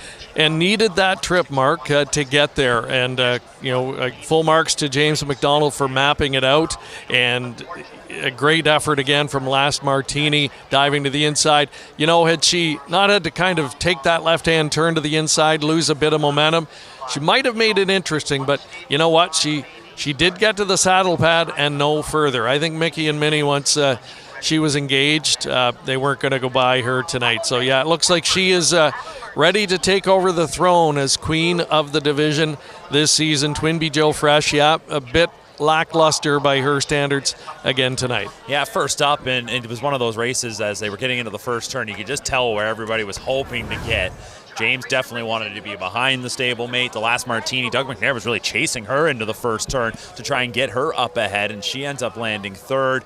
Just the way that race ends up shaking out, I mean, if you're James, it goes exactly according to plan. If you're Dexter Dunn, you're probably, hey, we're going to have to be first up, but we've done this before, and I'm not saying, we're not premature here in saying, oh, Twin B Joe Fresh is done, but hey, she's had a lot of miles under her belts. That first up trip, it's tough. It is, so we'll see that. But the connections, they know her better than anybody. They'll do by right to her. Let's get down to John Rallis with winning driver James McDonald. Mickey and Minnie, she gets it done here in the Roses Are Red final on a lifetime best 148-1. I'm here alongside winning driver James McDonald. James, another picture-perfect trip for you that you got a chance to work out back-to-back weeks aboard her. Is that exactly? Did you try to map that race out that way? Well, I mean, you dream of it working out like that. You always want that, but it rarely works. But like I said to Chris before, when you have a great horse, I find they find good trips on their own. She's such a special mare, and it's just been a privilege to get to sit behind her. Last year, she showed us all season long that she's a mare that just is so tough to pass. You had a mare coming to your inside, you had a mare coming to your outside. Did she just swell up the moment that those two were coming at her? Yeah, it's one thing to see them race and do it all the time, but another thing to sit behind them. And, I knew she probably would kick back on, but I knew I had two good ones chasing her, and I was just really happy that she kept digging. You continue to build your resume over the last few years. This is another drive that you get to pick up for a top stable and a top mare in the division. I mean, just how appreciative are you about the opportunities? You dream of drives like this and horses like this, and I'm just a really lucky guy trying to do his best, and sometimes it works out, sometimes it don't, but just keep working hard and do all you can, and I'm happy to be here. Well said. Congratulations, James. Thank you. Put that quote on a wall. James McDonald, he's right. Sometimes it works out, sometimes it doesn't. But in this case, it certainly did. And there's a little more to that than just waiting for your just opportunities, some luck, right? Yeah. That's clearly. Yeah, he's had a lot of really good luck the last exactly 6 years. Chris Ryder, I guess they must have just picked his name out of a hat. No, yeah. He's the 5-time O'Brien Award winner as driver of the year, and cashes in here a perfect opportunity to sit behind this mare. And hey, maybe there's going to be more opportunities now because, again, Dexter Dunn is handcuffed by the fact that he co-owns Twin B Joe Fresh, so he has to drive her if these mares are going to go head-to-head, and it's likely they will quite often this season.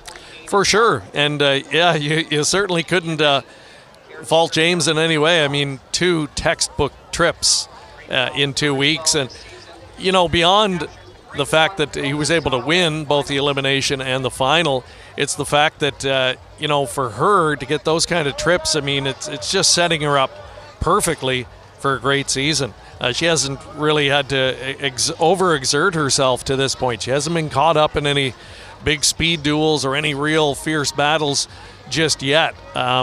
So, yeah, I think it just sets her whole season up, and I'm sure the connections are ecstatic about that.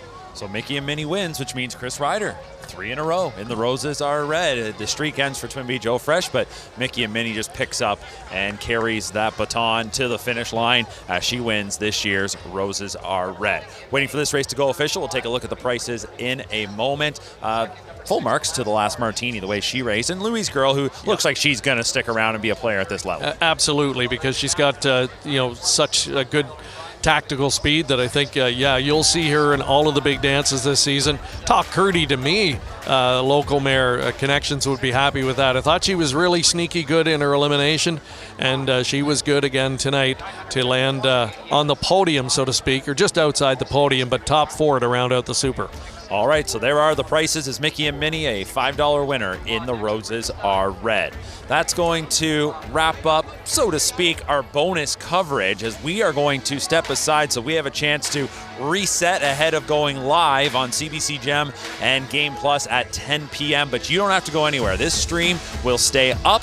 The Mohawk Gold Cup is our next race. You'll get the simulcast coverage, and then as mentioned, Greg and myself, joined by Jamie McDonald, we will be with you at 10 p.m. You can watch on CBC Gem, Game Plus, or right here, wherever you're watching, YouTube or Facebook. It's been great action already, and it's only going to keep getting better. The big dance is coming up in a little over an hour, 10:45 5 Eastern Time, the Pepsi North America Cup, edition number 43, $1 million on the line. Don't go anywhere. NA Cup night rolls on. You're watching Prime Time Racing.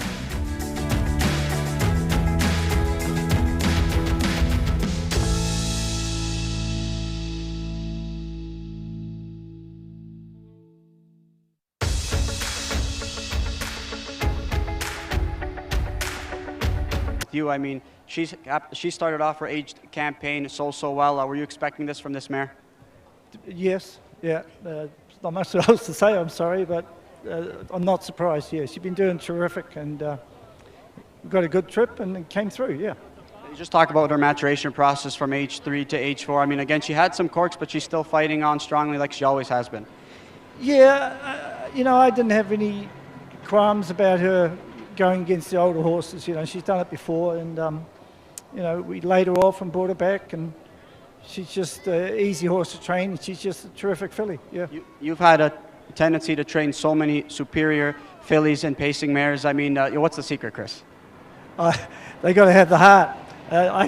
We can't put that in them. She's just beautifully bred mare and got a lot of heart, and she's near flawless. So she's wonderful. Yeah. Congratulations, Chris. We look forward to watching her compete the rest of the season. Thank you. Thank you. We're going to bring in winning co-owner Craig Henderson. Craig, first and foremost, congratulations. And thank you. Another pacing mare Chris Ryder trains that you also co-own. I mean, just how special it is to own this mare. This is a horse of a lifetime. I mean, her mother, that's the her mother, her dam, that's the ticket, was won the 3 Diamonds here probably 8 or 9 years ago, and we were going to sell her, and Chris said, don't sell this mare, she's going to turn something great. And look at it, here we are today. It's pretty remarkable that you are, you know, quoting her as a horse of a lifetime, because you also got a chance to put on a show that Chris trained, and she was obviously one of the best pacing mares and fillies that we've seen in harness racing history. I mean, you know, did you ever think that you'd have another mare of that caliber? It's funny because when I started in the business, my first horse was a world champion, and everybody told me to quit. Thank God I didn't, but this horse is every bit as good as put on a show, and I don't know how to pick them, but they're both once-in-a-lifetime horses. We mentioned that both horses are synonymous, obviously, with yourself and Chris Ryder, but you know, talk about the rapport that you have with Chris and the success that you've had. There's a reason this guy is in the Hall of Fame, and I am so lucky that I have all these nice horses with him. He does a great job. He's a pleasure to deal with, and his wife Nicola makes life easy as an owner. And it's special to be with this guy. We've been together 18 years. Well, it's a pleasure to watch this mare compete. We wish you continued success, Craig, and we look forward to watching her compete the rest of the season. Thank you very much, John. All right, Mickey and Minnie, she gets it done here in the Roses Are Red final. Winning driver James McDonald, winning trainer Chris Ryder. Tours, Rodeo Drive, Dale, Talk Curdy to Me, Always Dawn, and Early Trailer Absolution. Skywalker C and Todd McCarthy leading the way into the backstretch after a 26-flat opening quarter.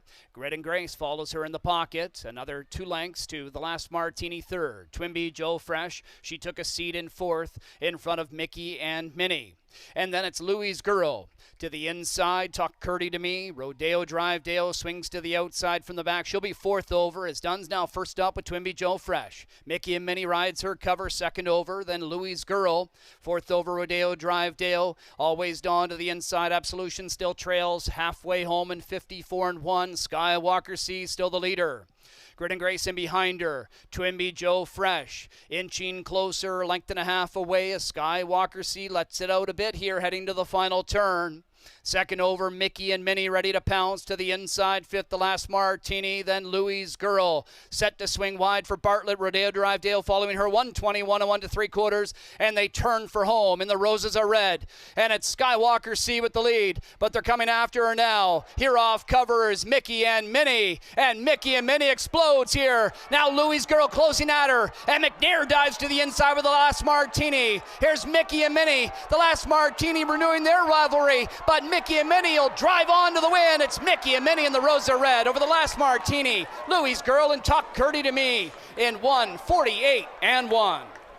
So you can add the line. Here's how they all finished in tonight's 8th race. From the top, it's 10-1-3, 7-5-2, 4-8-9, 6 on the bottom.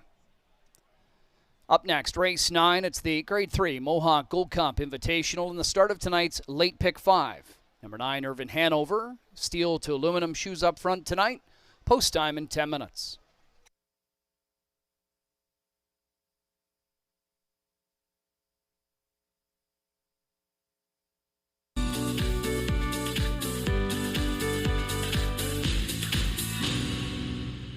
If whiskey could talk, Johnny Walker Black Label will sing with notes of sweet, smooth coffee, rich fruit, and a touch of smoke. Tastes as good as it sounds. Wings in the big match, delicious. Like your goalie making a great save. But when you have it with Pepsi, It's heating up here. well, that's more like a last-minute winner from your star player. Pulisic, can he? Just before the final whistle blows, completely silencing your best friend. That is sensational. How must they feel right now? What can I say? Just tastes better.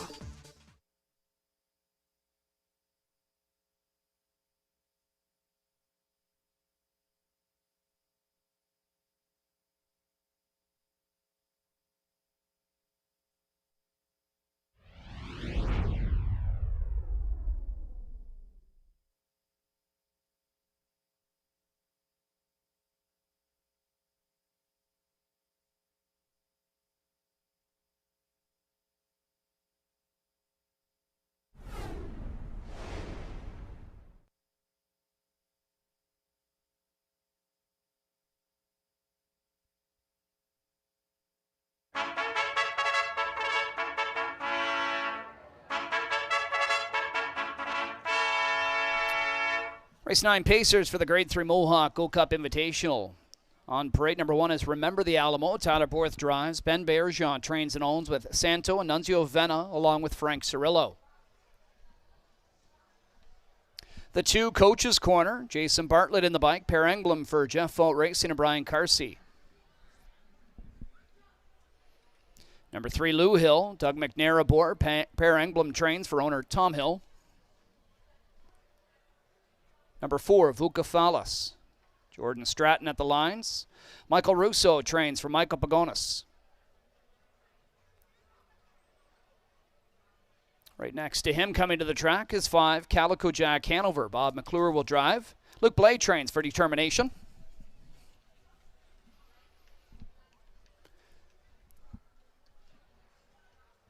Number 6, By the Missile.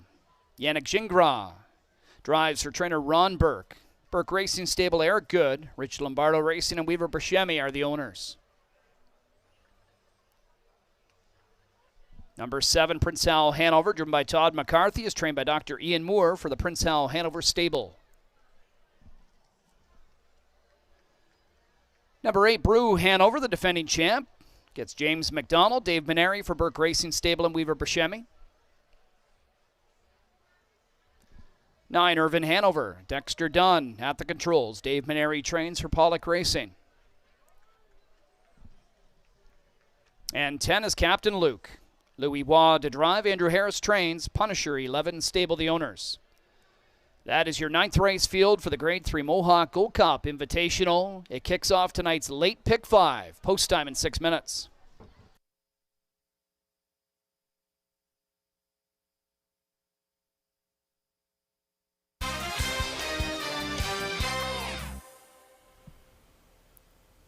The Mohawk Gold Cup is a Grade 3 invitational for a purse of $100,000, and it's also where we kick off the late pick 5. I can't believe it. We're already into the late pick 5, which will go races 9 right through to the last on the program, the 13th race on the card. Of course, the favorite here will be the 9, Irvin Hanover. Dexter Dunn looking for his 4th driving victory on the evening. Dave Maneri sends out this really nice son of Captain Treacherous. Last year, 10 wins from 17 starts. He's got earnings of $1.7 million. And Randy, he's kicking off 2026 with a bang. Yeah, he a lot to like about Mr. Irvin. And the guy sitting behind him, that's not going to cause any issues either. Wow, what a night Dexter's having tonight. Hope he has a little bit better luck out of the 9-hole with this one than he did with Twin B Joe Fresh. This guy getting a shoeing change tonight too, sent in by Dave Maneri. They're going to go from steel to aluminum up in front. So he was a winner last week with a set of steels on. Now he's going to go to a set of Nikes up there. I think the horse looks great out on the track, and 9-hole or not, he's the guy to beat. Dr. Ian Moore sends out the 7 Prince Hal Hanover. Now, he has been shifting around from track to track as of late. 3 wins from 5 starts so far. But look at the money he's made so far this season, over $300,000. Yeah, this is a really, really good horse, no doubt about that. I remember racing against his mother, Percy Blue Chip. She was quite a little doozy herself there, so not surprised that she's now spit out a horse there with a mark of 47 and almost just getting up to that $2 million mark. He looks great on the track, and he's my second pick in here. Well, Ron Burke's got the 6 by the Missile, and you can never discount any of these Burke horses. No, especially this one. This guy's loaded with talent. Sometimes he brings it, and other times maybe not so much. Right now, it looks like he's just kind of, having an okay go. 4 starts, no wins so far this year. But look at last year over our track, 46-4. This guy, when he is on his game, he is lethal. In our regular season, determination horses take a lot of support. They have a really power-packed stable. Luke Blade does a great job with these horses. And this is Calico Jack Hanover, who's in search of his 4th win this season. Had a real nice second in against Irvin in his last start. Now, you would have to think that Irvin would be a little bit better in here. He's got a start under his belt. He's going to aluminum shoes. But all I can tell you is that warming up, this horse looked incredible. This 5 horse, he looked incredible. This guy is right on his game. You can see that right now by the way that he's sauntering along there. His ears are pricked forward. He's into it. This is a horse that's on good form right now. If you're looking to play a double-digit long shot, maybe not even in the win category, I'd back him up with this guy. And what about a horse like Lou Hill? He comes in off of a win at Western Fair in the Camluck. He won that race in 51-2 with Bartlett doing the driving. Now today it's Doug McNair. Yeah, the owner, Tom Hill, in town too. So, I find a lot of times that Tom Hill is in town. Usually he ends up in the winner's circle at some point. So he is here tonight. This guy, what a campaign. Horse goes at barely over 10% last year, 3 for 24. And this year, he's not only 7 for 11, but he's 10 for 11 in the top 2. Really, really racing fantastically well this year. And right now, we got Doug McNair and this horse who is on the top of his game at 13-1. Coach's Corner is the 2. This is where we find Jason Bartlett. He's been the regular driver of this one as well for Per Anglem. But this guy, he's a win machine. If he happens to win here tonight, it'll be his 38th lifetime victory. Yeah, another horse that's going to be coming in here flying the Hoosier colors. This guy right here, he was bred out in Indiana. He's always a virgin. $13,000 purchase. Made $1 million last year and's got almost $200K put away this year. Well over $2 million put away. So what a nice horse this guy is. He's got a bit of a parrot mouth. He looks like Randy, he's got a little bit of an overbite. Yes, he does. Yeah, I you would get a say little bit of a parrot mouth there Yep. going there. You don't see as Not much of too that. many of those Not anymore. too much anymore. But years No, ago, the you'd more see we that. look at it, though, Randy, the more kind of obvious it is. Yeah. And you You just don't see that much anymore. No, you don't. Yeah, you don't. You made me look twice. We did want to go back and show you the 4 horse just quickly, that being Vucephalus. He's a homebred. Jordan Stratton's going to drive him here today, and he comes in off of a win at the Meadowlands. Yeah, Stratton in town, another really, really legendary American driver. They got so many of them down there right now. Great American drivers, great American trainers, they're a juggernaut when they come up here. This guy here has been racing good. We've always known he's got the talent, but that 0 for 16 last year, scares me a little bit. He's 2 for 6 so far this year. Maybe he's on the right track, but I got to see him in against the best and beating the best. Well, a nice group of pacers that's been assembled here for the Mohawk Gold Cup. It goes for $100,000, and it's also where we kick off the late pick 5. Good luck. Yeah, final call to wager on the 9th race. As Lisa mentions, late pick 5 set to get underway. Decent pool in the works here. 57,000 and continuing to climb. A group of 10 for the $100,000 Grade 3 Mohawk Gold Cup Invitational. Irvin Hanover, the fastest horse on Canadian soil last year in 146 and 2. It's 4-5 in his second start back. It's post time for race number 9. They're all lined up at the top of the stretch. Here they come.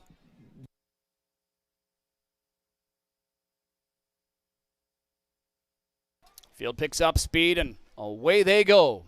They're often pacing in the Gold Cup.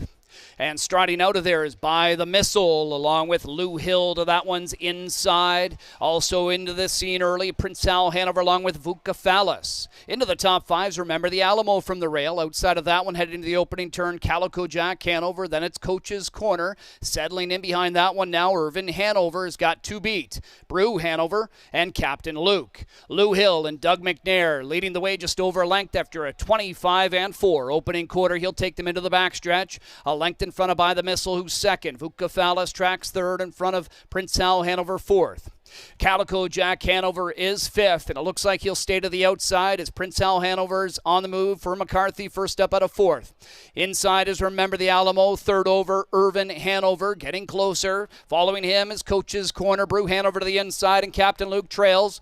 Down to the half in 54 and 2. Lou Hill leads. By the Missile, in behind him second, Prince Al Hanover, now accelerating on the outside a length away. Second over, Calico Jack Hanover inside, locked up fifth. Vucephalus, third over. Dunn's got Irvin Hanover within striking range now, about 5 off of the lead. And then Coach's Corner. Remember the Alamo. Captain Luke and Brew Hanover. 3/4 in 121 and 2. And they turn for the Mohawk Park stretch. Prince Al Hanover trying to wear down Lou Hill. Now tipping off that one's covers. Calico Jack Hanover. Even wider comes Irvin Hanover. Gingras trying the inside with By the Missile.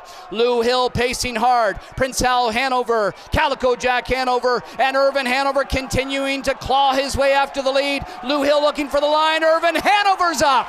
It's Irvin Hanover up on the line for the Gold Cup score in 148 and 2. Great finish for the Mohawk Gold Cup as Irvin Hanover gets the win on the outside of the track. This is a 6-year-old son of Captain Treacherous, and Dexter Dunn with the hot hand tonight, Randy. That's his 4th winner on the program. Yeah, I mean, I'm thinking that Dexter really enjoys coming up to Canada.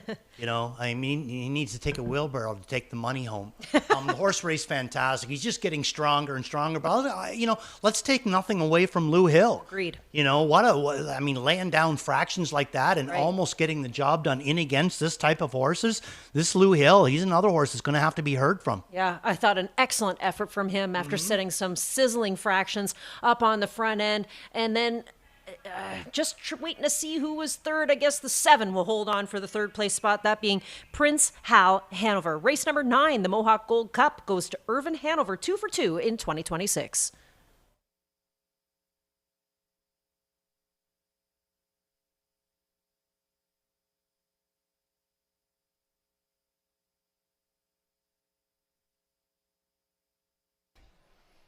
Race 9, unofficial. Winner 9, Irvin Hanover. Second 3, Lou Hill. Third 7, Prince Al Hanover. Fourth 5, Calico Jack Hanover. 9, 3, 7, 5, unofficial on the board.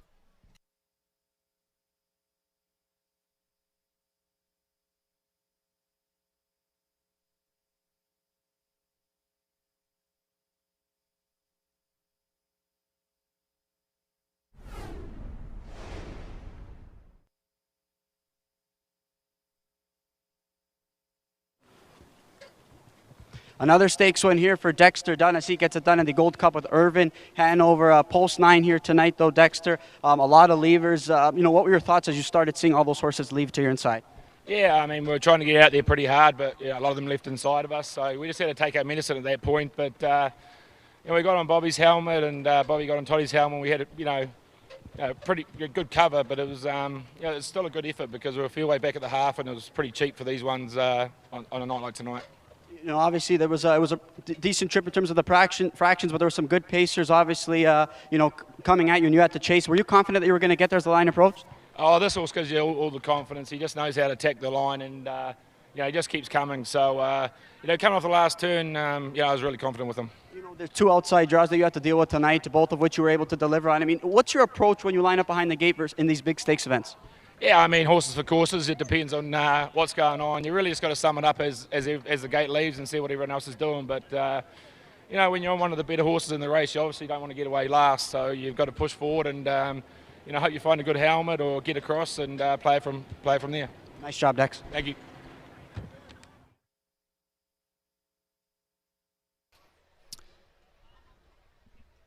Race 9 winner number 9, Irvin Hanover, to the Winback Farm winner circle after capturing the Grade 3 Mohawk Gold Cup.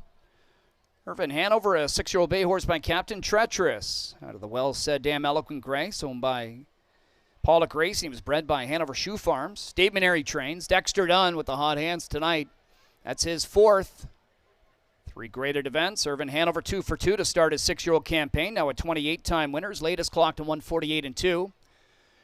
Making the presentation trackside, a fan favorite here at Mohawk Park, Mayor Gord Krantz in attendance to congratulate the winning connections of the Grade 3 Mohawk Gold Cup Invitational. It's number 9, Irvin Hanover.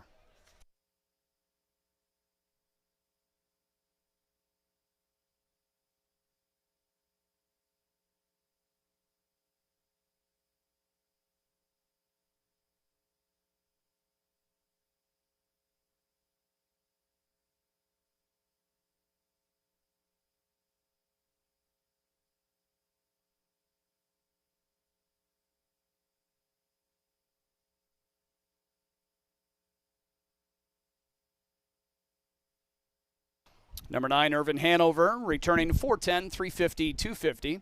Second, number 3, Lou Hill, 570, 380. Third, number 7, Prince Hal Hanover, $3. $2 exacta, 26.10. The dollar try.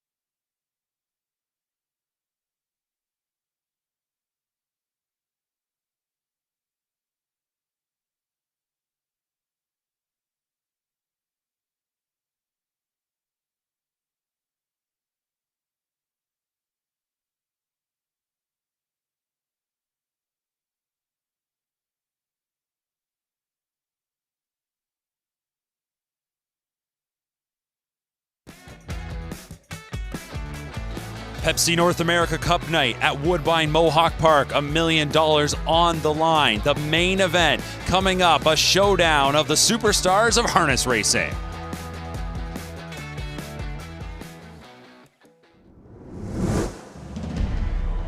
Well, the moment is here, and the time is now as we get set for one of the biggest races on Canadian soil. It's the Pepsi North America Cup, $1 million on the line. We have a perfect start. And away they go.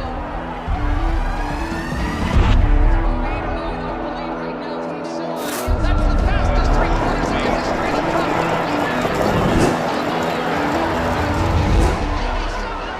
Stakes and track record.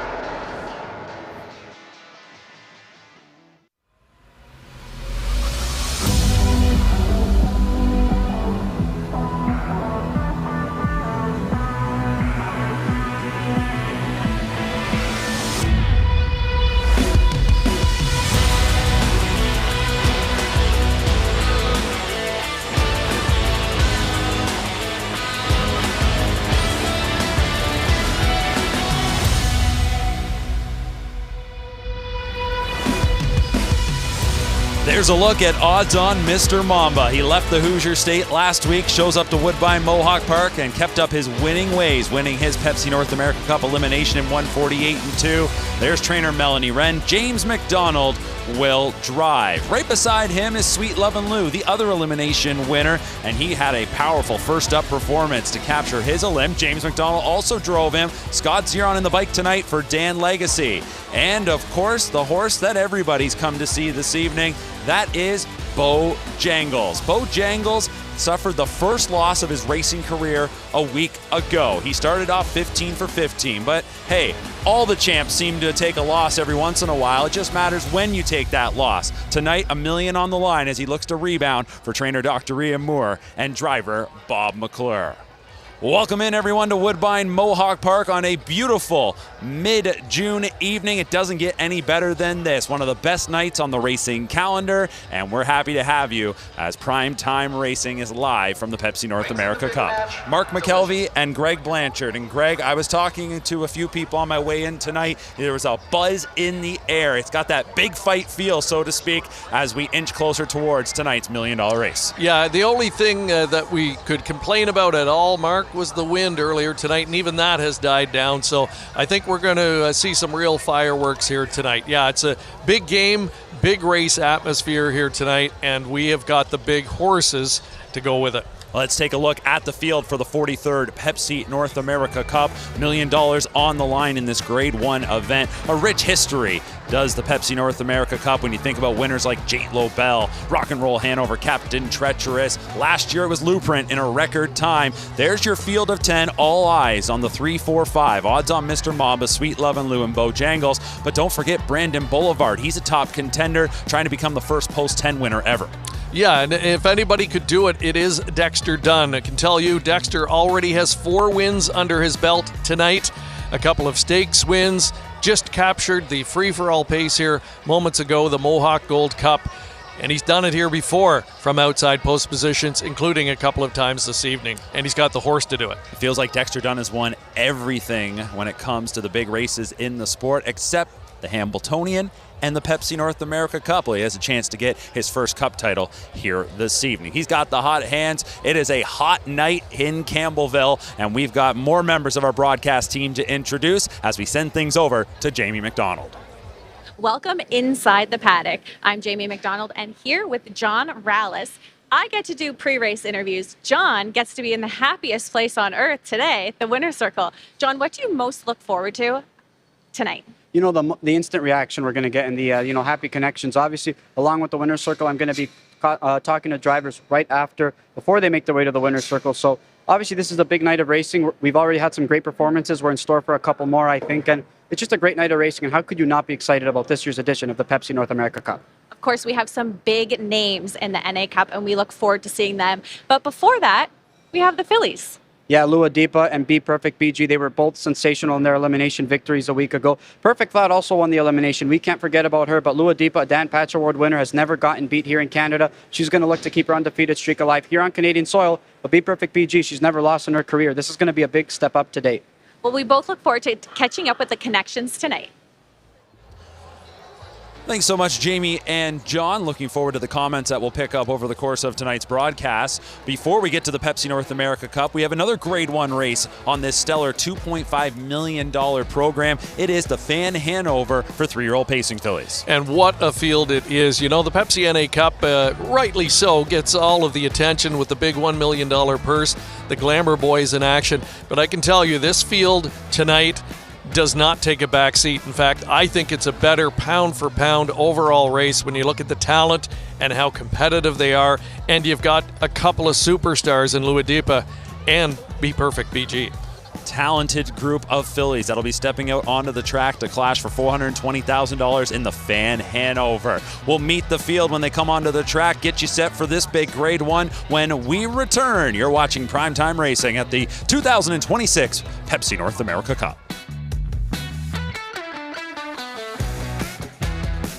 There's a reason we use expressions like storybook season in sport. For over 160 years, the King's Plate has played out like an enchanted fairy tale. It's Canada's most prestigious horse racing event, where elegance meets excitement and tradition meets celebration. King's Plate, Canada's race. Be part of the spectacle, be part of the legacy. Tickets are selling fast. Get yours now at kingsplate.com.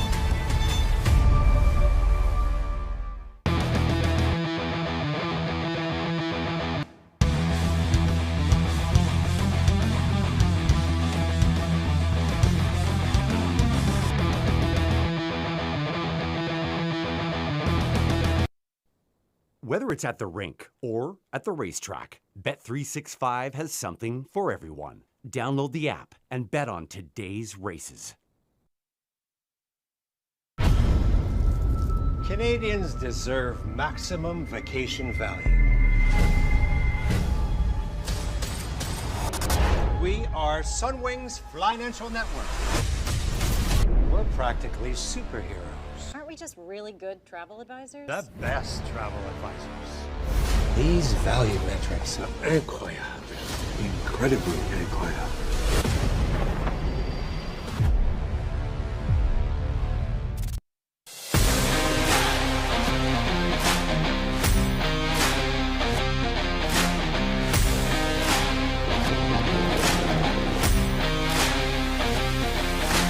18 and Tyler Moore in the Gold Cup and Saucer. Hard Shark Scott Zeron in the Gold Cup and Saucer. Join us this August on Prince Edward Island for the Gold Cup and Saucer, presented by Atlantic Lottery. Visit redshores.ca for more details.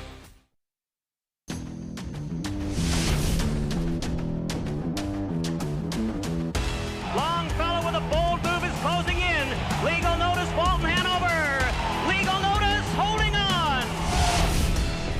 Jade Lobel, Frugal Gourmet is getting to him. Frugal Gourmet and Jade Lobel. Frugal Gourmet and Jade Lobel on the wire in the mile.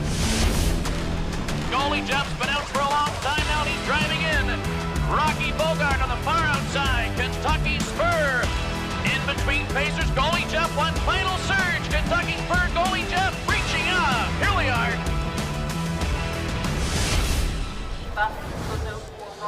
A look back to the opening years of the Pepsi North America Cup back in the 80s, now into our 43rd edition. Horses on the track for the Fan Hanover 3-year-old pacing fillies Grade 1 race. There's a look at the world champion Luadipa. She loves it here at Woodbine Mohawk Park. Winner last year in the She's a Great Lady and the Breeders' Crown. A horse she never had to tackle last year, though, is the 5 Be Perfect BG. She wasn't really staked to anything last year, and she went 5 for 5. Now comes back 4 for 4, undefeated in 9 starts. What a good showdown this is going to be. Speaking of Be Perfect BG, Jamie caught up with her trainer, Anthony Beaton.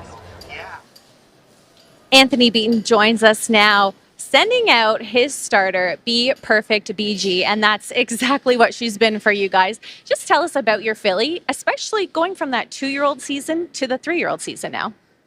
She's been special as we see, right? And from her 2-year-old to 3-year-old season, she's really developed in like a really lengthened out and filled out, and she had a good break there between 2 and 3. So I was very, very happy when she landed back in the barn there in November, and the look of her, and just she just looks amazing and still does. And not only does she put the miles on the track, but in the truck and trailer too. So she's been back and forth down in New Jersey. Is she a good shipper for you guys? Yeah, she's such a very smart horse, which certainly helps. And like, we've been very fortunate going down to Jersey. We ship into Andrew Harris' barn, and if we're there over a period of time, we'll stay. But I did ship her back after the two limb races, I guess, or whatever, the legs, and then when we shipped back for the final, and but she ships so well, and she's just so easy on herself, and very smart horse. And of course, she is undefeated last year and so far this year. What does just a filly like her mean to you and the connections? The ownership group have been unbelievably. They're very, very excited. Like, it's the best horse a couple of the ownership they say they ever had, and the one guy has had horses for 45 years, so he doesn't speak any English in that, so it's hard to understand. But his son and the other partner let me know what he's saying. He always seems to be very happy and excited. So and good reason to be. Absolutely. Well, we're excited to see her out on the track once again here at Woodbine Mohawk Park. Good luck. Thank you very much, Jamie. All right, thank you very much, Jamie. Good to hear from Tony Beaton. It's been a great ride with Be Perfect BG, and last week was the first big test of her racing career, and she passed it with flying colors. She sure did, and she is undefeated, as you say, and to do it at the level she has is impressive, and a good test for her last week, taking on this even better Grand Circuit company, and she passed it so effortlessly. Dexter Dunn can do no wrong tonight, and she's so professional, and she never looks tired. I'm picking her right on top tonight. There's a look at Perfect Thought, and she might be a bit of an afterthought at the moment when you talk about the 1-2 punch that is Lua Deepa and Be Perfect BG, but she turned in a career best effort last week in the third elimination, winner in 149 and 3, and you see her splits. Each quarter got faster, 27-4, 27-3, 27-1, 27 on the end of it. This is a real nice filly, but you and I were remarking off camera, Greg, the fact that you kind of have the two standouts and everyone else is super talented. They just might be that half step behind those two. Well, I think it would be a big mistake to discount her. And she had a month off between that last race when she raced prior to that, and was able to come up with that kind of an off-the-pace win. James McDonald coming fresh in off a stakes victory here tonight. A big chance, and 13-1's awfully enticing. You just saw the 10, a clean deal. She was the Canadian 2-year-old pacing filly of the year in 2025. It's a tough starting spot, so we'll see what Doug McNair can engineer. You're on the 5, Be Perfect BG. I go back to Lua Deepa, looking for her third Grade 1 win here at Woodbine Mohawk Park. As the gate's in motion, it's time to introduce you to the track announcer here at the Hawk. Chad Rosema has the call. BG, they're going to meet up for the first time, 9-5 on Be Perfect BG. Rest of the fillies, despite a lot of talent in there, they're double digits. It's post time for race number 10. The fillies in the hands of the starter are lined up at the top of the stretch. Here they come.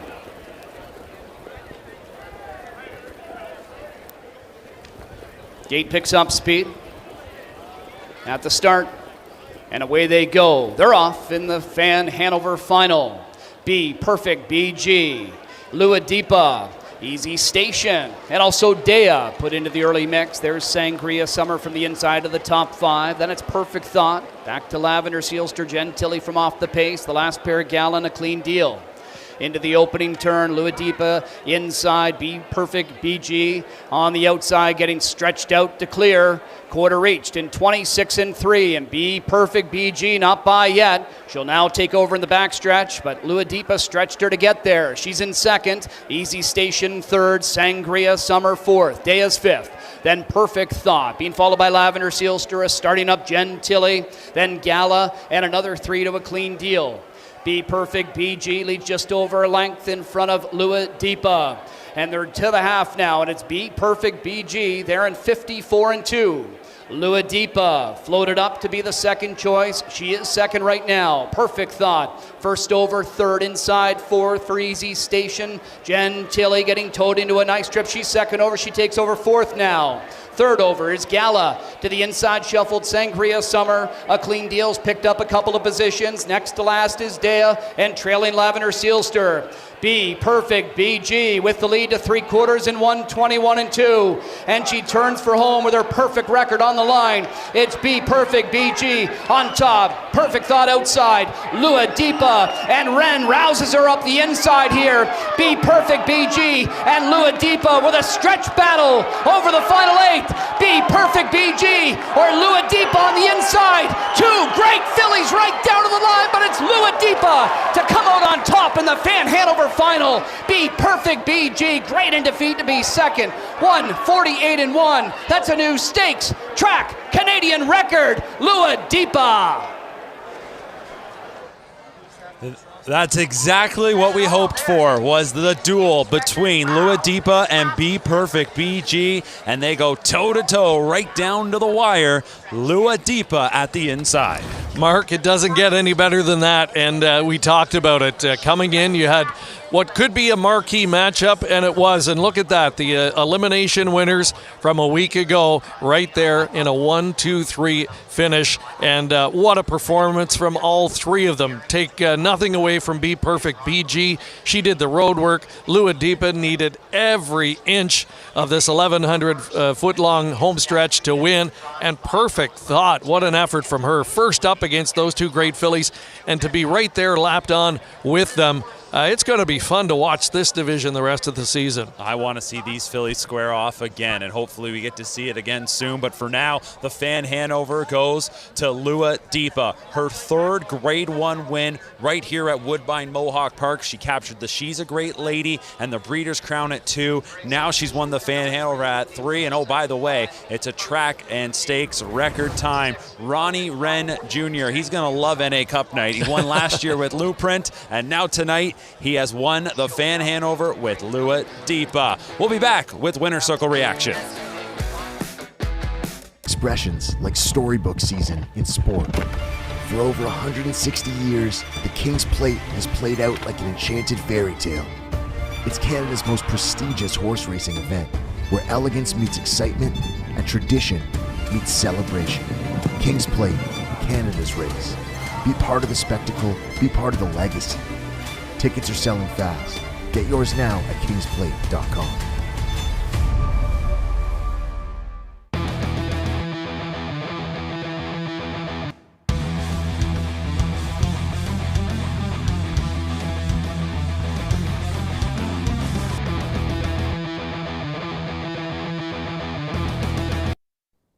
Whether it's at the rink or at the racetrack, Bet365 has something for everyone. Download the app and bet on today's races.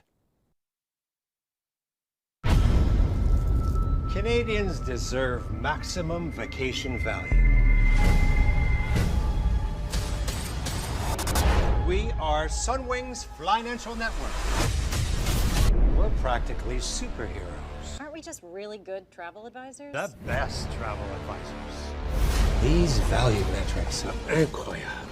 Incredibly incroyable.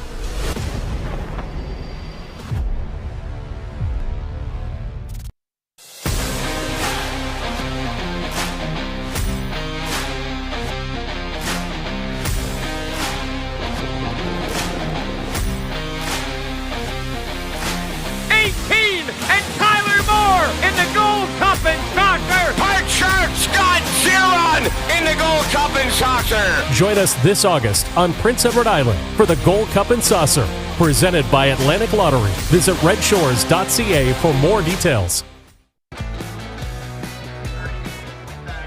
A look at Luadipa. She comes back to the Woodbine Mohawk Park Winner's Circle, capturing the $420,000 Van Hanover in thrilling fashion over Be Perfect BG as they went toe-to-toe. Let's hear from winning driver Ronnie Wren with John Rallis. The Fan Hanover, what a thrilling stretch drive, as it is Lua Deepa who remains undefeated on Canadian soil to set a stakes, track, and Canadian record here. I'm alongside winning driver Ronnie Wren. Ronnie, look, this filly's given you a boatload of confidence, rightfully so, but you wanted to be in a pretty good spot following Be Perfect BG. Was that always the game plan? I wanted to sit 1-2, and as long as Dex had to use his horse a little bit to clear me there, I was happy sitting in 2-hole, and I got lucky, shook loose late, and she's a true champion. She raced great. This is a filly that showed some kind of gear. She showed it with that 52 and change middle half last week, still drawing away under wraps, but you had to fight in that stretch drive with Be Perfect BG. I mean, at what point did you think you were even going to get there? I'm very confident in the horse. I mean, she knows how to win, but Dex's horse is a very nice filly, and the Stables filly was really good third, too. You mentioned that she knows how to win, though. That's the first time that she's had to kind of go neck and neck in a long time and battle a filly like Be Perfect BG. I mean, did you learn something new about this filly? I know she's as tough as nails, like she knows where the wire is, and she dug in late. A year ago, you won the North America Cup here with Blueprint. A year later, you win the Fan Hanover here with another special filly in Lua Deepa. How cool is it? It's awesome. I feel very blessed. I just want to thank God, and I'm just very lucky to be sitting behind these nice horses. Congrats. Thank you. Well, I said it a few moments ago, Ronnie Wren, he might want to consider moving full-time here to Woodbine Mohawk Park. Last year, the NA Cup, as mentioned, you got a Breeders' Crown. She's a great lady. Fan Hanover now. His winning percentage and his earnings incredible from limited starts. When he comes here, he comes to win. Absolutely, and everything's sort of interconnected, right? Sweet Lou, the sire of both Blueprint and Lua Deepa. Of course, he fell short in the Pepsi North America Cup in his year, but now has a winner of the Cup and the Fan Hanover final. And Ronnie Wren, you're right. He's gotten to know this track well. He knows exactly the kind of trip it takes to win, and she needed that trip tonight. That's how good this field was. 440 to win, 230 to place, 210 to show, as the top two choices finish 1-2, and a notable effort from the other elim winner, Perfect Thought, to finish third.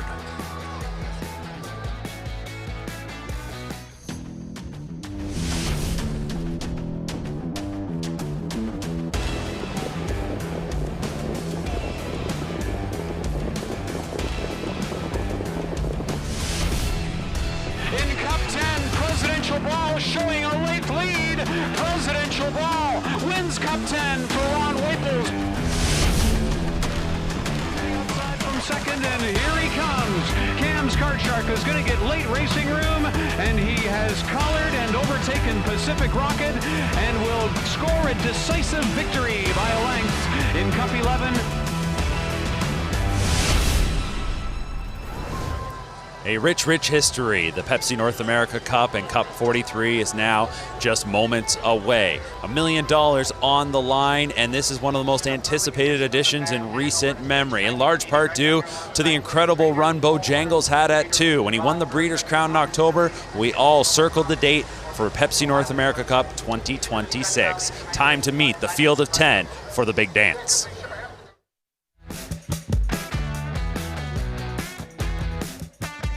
It's time to meet the field for the 43rd Pepsi North America Cup. And kicking things off with the rail is Malillo, trained by Ron Burke, who won last year's event with Blueprint. Burke looking for his third title in this race, and Ronnie Wren Jr. trying to go back-to-back as Malillo finished fourth in his elimination. One of the local hopefuls, Redland Rocketman, a three-time winner last year, $180,000 earned. Looking to give trainer John Pentland his first NA Cup title. Driver Louis-Philippe Bois won this event back in 2024 with the great Nijinsky. Odds on Mr. Mamba is the 3. He left Indiana for the couple limbs, and he did not disappoint. A hard finish on the wide portion of the racetrack to win. James McDonald from Melanie Wren, Odds on Racing. He is a world champion, and now he looks to capture $1 million race. From Post 4, Sweet Lovin' Lou. He was the other elimination winner from a week ago, coming from off the pace, but lost his regular pilot, James McDonald. Tonight, he'll pick up the money man, Scott Zeron, in search of another Pepsi NA Cup title. For the first time ever, we ask, can Bojangles rebound? He suffered the first loss of his career last week in the eliminations, finishing third. He's last year's Canadian and U.S. Horse of the Year. Bob McClure for Doc Moore, Graham Grace Stables, Kiwi Stables, and Bolton Stables. He's a generational horse, and now he looks for a victory in the Cup. Lindy Dragonwater is one of 3 in the field for 2-time NA Cup winner trainer Ron Burke. Lindy Dragonwater 5th in his elimination, a $100,000 Harrisburg yearling purchase that will be a long shot tonight. Number 7 is Azrael Blue Chip. Basim Otsa is the trainer. He's making his Cup debut. He spent time as an assistant trainer to Brett Pelling, a 3-time Cup winner. Andrew McCarthy drives a horse maybe a little under the radar, finished 3rd in his elimination. El Papi, another from the Ron Burke stable, and representing perhaps his best chance to win a 3rd Cup title tonight. 0 for 4 coming in, but knocking at the door. And he'll be handled by Yannick Gingras, who won in 2020 with Tall Dark Stranger. Can No Weightless shake things up? From post 9, Doug McNair for trainer Blake McIntosh and owner Tim Dickinson finished 4th in his elimination. And Ontario sired son of Cattle Wash, 1 win on the season, but he shows up for all the dances, and now he will look for an upset in Cup 43. The richest yearling purchase in the field at $425,000. Brandon Boulevard just missed after a gritty effort in his elimination, and is saddled with the outside post 10 tonight, but gets the services of the driving wizard, Dexter Dunn.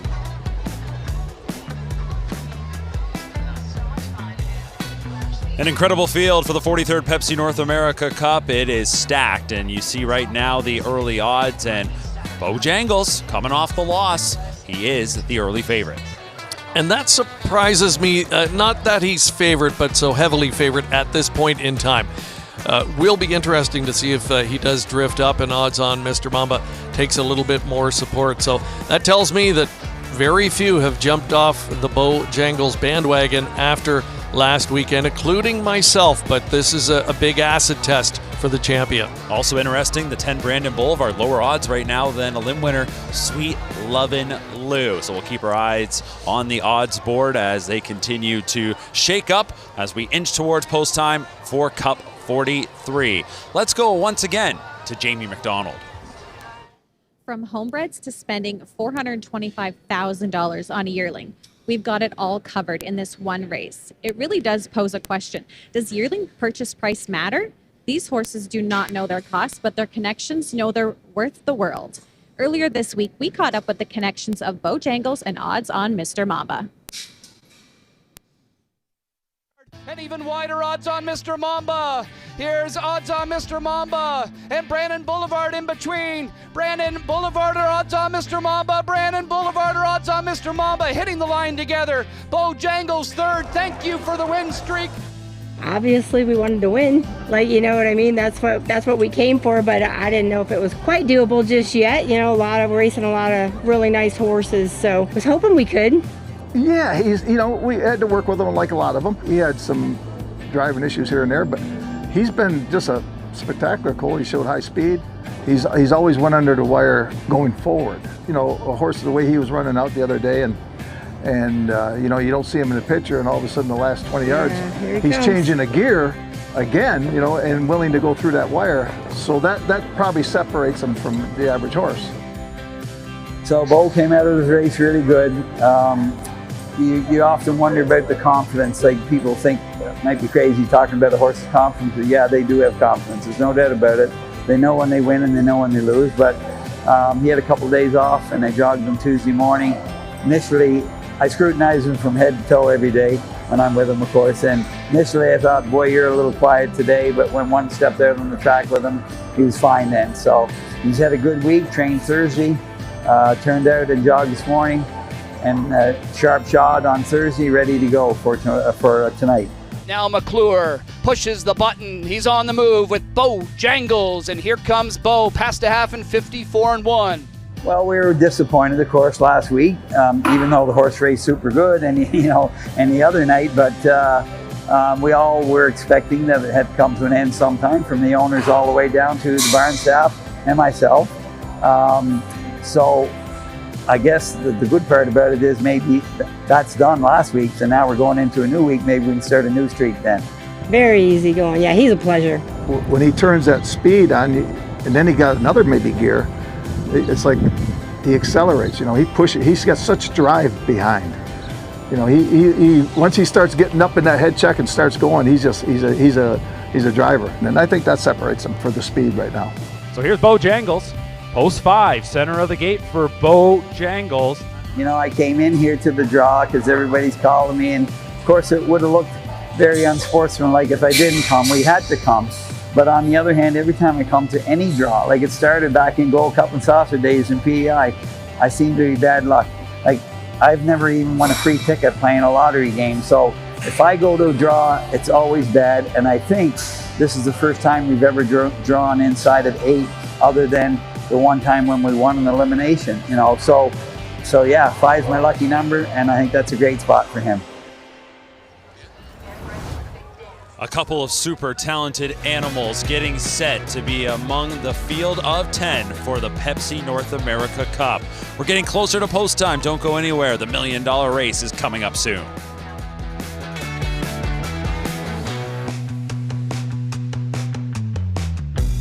Expressions like storybook season in sport. For over 160 years, the King's Plate has played out like an enchanted fairy tale. It's Canada's most prestigious horse racing event, where elegance meets excitement and tradition meets celebration. King's Plate, Canada's race. Be part of the spectacle, be part of the legacy. Tickets are selling fast. Get yours now at kingsplate.com.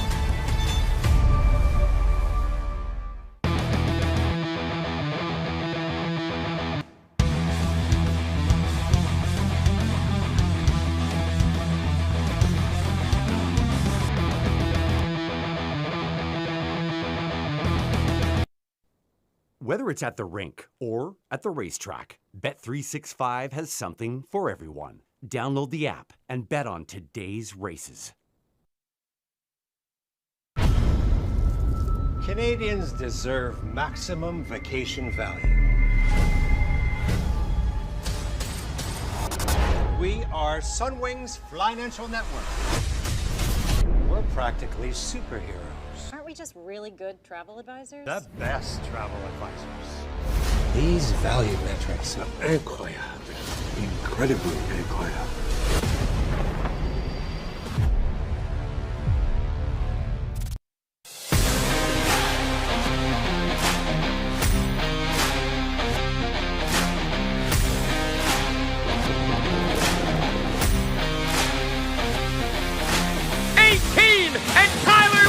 In the Gold Cup and Saucer! Park Shark Scott Zeron in the Gold Cup and Saucer! Join us this August on Prince Edward Island for the Gold Cup and Saucer, presented by Atlantic Lottery. Visit redshores.ca for more details.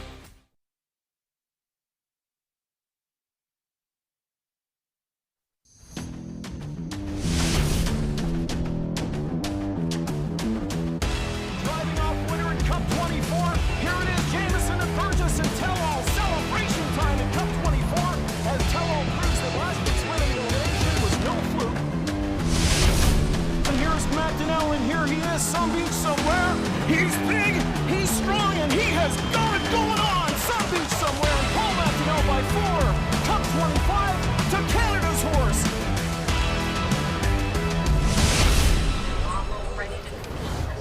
43 years of the Pepsi North America Cup, and this is going to mark the 20th edition, held right here at Woodbine Mohawk Park in scenic Campbellville, Ontario. Mark McKelvey and Greg Blanchard with you, and Greg, we're moments away from the post-parade where we will get to see all 10 horses on the track. We heard prior to the break from Melanie and Pete Wren talking a bit about odds on Mr. Mamba, and it was quite noticeable the way that he finished in his elim, drifting across the track, still going forward, but almost out to the outside rail. They seem not worried that it's all straightened away and he'll be good here tonight. And that's what's scary. He could be even better than he was in the elimination. And look where he came from. And a lot of people think Bojangles wasn't quite himself last week. They expect him to be better tonight. But having said that, others are going to be in the same boat. Even Brandon Boulevard, and hearing from the connections, they thought that because odds on Mr. Mamba was so wide in the track that their horse, Brandon Boulevard, didn't actually see him going by, and maybe lost a little bit of interest, got a little bit sleepy, as they say, and didn't get to re-engage. So he could be better tonight. Post 10 is going to be difficult, but this really sets up as some kind of a marquee showdown. Exactly what you want with $1 million on the line. Final preparations right now for the teams as the horses are going to come out of the paddock. There is a look at the one Malillo, Ron Burke and Ronnie Wren. So we just saw them win the Fan Hanover. Wouldn't it be something if they can go back-to-back in the Cup after last year's record-setting mile by Luprint? That would put them in rarefied company for sure. And yeah, if anybody could do it, it's them. But what a difference a year makes. Luprint, a superstar in the sport, came in with such high expectations 1 year ago. This time out, Burke's got strength in numbers with 3, but none of the 3 are really considered coming in as major win contenders. I would say the best of his 3 on paper anyway is El Papi. Burke's the winningest trainer in the history of the sport, so it maybe is kind of a mistake if you're sort of putting them off to the side and not giving some love to that 3-headed monster that the Burke Brigade will send out. There's a look at our parade marshals as we're about to get the call to the post for Cup 43. And here is number 1, Malillo. Ron Burke, Ronnie Wren trying to find some more Cup magic. Malillo finished 4th in his elimination. The limb that featured odds on Mr. Mamba, Brandon Boulevard, and Bojangles. So it was tough company. Tough again here tonight. A rail starting spot for this 5-time winner with a mark of 1:48.4. The lone son of the fastest pacer in the Sport Bulldog Hanover in this year's field is Redland Rocketman from Post 2. Sent out by local connections, trainer John Pentland of Dorchester, about an hour down the highway. Shares ownership with Murray Cox and Gary Volpe, and it's Louis-Philippe Bois in the driver's seat. He knows what it takes to win this race. He clicked in 2024 with Nijinsky. Elimination winner, odds on Mr. Mamba, is a 9-time winner. He's the fastest 2-year-old in the history of harness racing. He's come back this year, perfect 2 for 2. James McDonald picked up this drive when Dexter Dunn opted to go with Brandon Boulevard in last week's limb. There's Melanie Wren leading the horse out. She's the trainer for Odds On Racing. Odds on Mr. Mamba sure made a statement last week. Maybe be overshadowed in all the hype and attention leading up to the race. Sweet Lovin' Lou, the other elimination winner from 1 week ago. He was very good. He's now 3 starts in, improving, maybe peaking at the right time for his local ownership group and trainer Dan Legacy. And he's got the NA Cup winner from 2019 and 2023, the Money Man, Scott Zeron driving. You just heard a roar. That was for the introduction of Bojangles, last year's Horse of the Year in Canada and the U.S. Won the Grade 1 Metro Pace, the Grade 1 Breeders' Crown. He could become just the 2nd horse ever to follow up winning those races at 2 by winning the Cup. Only Tall Dark Stranger as does it. Bob McClure in the bike for trainer Dr. Ian Moore as he looks to rebound off his first loss. The second entrant from the Ron Burke Brigade tonight is the $100,000 Harrisburg yearling purchase, Lindy Dragonwater, Post 6 starter, a son of Down by the Seaside, who was 3rd in his NA Cup try from a few years back. This colt won 5 of 10 last year, looking for his first win of this season, has the leading driver in the U.S. from last year, Jason Bartlett, in tow. Here's number 7, Azrael Blue Chip, who is a son of Perfect Sting, owned by CT Stables of Ohio. Basim Odza is making his Cup debut. The conditioner, Andrew McCarthy in the sulky, a 7-time winner, 3rd in his elimination behind Sweet Lovin' Lou and Al Papi. Al Papi, speaking of him, he's the next one we're going to get a look at, number 8 in the field. And the 3rd starter sent out by trainer Ron Burke. He's in search of his 3rd Pepsi NA Cup title. Yannick Gingras looks for his 2nd. On to number 9, No Waitlist. Doug McNair will drive for Blake McIntosh, owner Tim Dickinson. They're in the race, but they want to make sure that they make the most of this opportunity. We might see No Waitlist go forward. He's got a lot of early speed, 4th in his elimination. And the highest priced yearling in the field, Brandon Boulevard. He went for $425,000 as a yearling out of the Lexington sale. And he has close to $700,000 earned. He was so good in finishing 2nd in his elimination, just missed. Unfortunately, went into the open draw and got the outside post 10, but does have the leading driver in the sport for 4 of the last 5 years, Dexter Dunn. A great look as the crowd has filed in tonight, and they are anticipating a throwdown here in Cup 43. Let's show you how we got to this point. We go back to last Saturday's eliminations, and we start first with Sweet Lovin' Lou. And I think this is a horse that maybe still needed to prove himself a bit going into the eliminations. Certainly a top contender, but he showed up very well with a big, powerful first over performance. This was considered the lighter of the two eliminations because you had odds on Mr. Mamba, Brandon Boulevard, and Bojangles all butting heads in the other contest, which drew all of the attention. So it was a good spot for Sweet Lovin' Lou, but the trip wasn't that easy. Here he is marching first over all the way through the last turn. It didn't lose any interest in the home stretch and went by rather easily. I have to think, Mark, he'll be even better this time around. Well, if he is going to be better, it's going to take a big effort, another career best effort to try and win tonight's final. But what a moment for the Legacy family. And Scott Zeron gets the drive this evening. Let's go to elim number 2. Odds on Mr. Mamba, third over here. Watches James McDonald. Can't wait any longer. This guy wants to go. And check out this powerful kick, but watch where he ends up. Well, he's going to drift out almost off of the screen here. And Bojangles, you see when they were turning for home, he was locked up in an unexpected speed duel. He tried to make a move to the lead, but could not clear a long shot, and you just knew it wasn't going to be his night. Brandon Boulevard is the first one to actually go by in the middle, but odds on Mr. Mamba right out greeting fans at the fence, and he found the wire just in time, and that ended up being critical, Mark, when it came to the post position draw. Yeah, and that's the thing about the post draw. 2 to 6 for the elim winners is where they draw everyone else into that open draw. Sweet Lovin' Lou, elim winner, so he guaranteed himself a good spot, but they had to find themselves a driver with James McDonald opting to go with odds on Mr. Mamba. Well, they got themselves the money man, one of the most accomplished drivers in the game, even at a young age, Scott Zeron. Let's hear more about Sweet Lovin' Lou.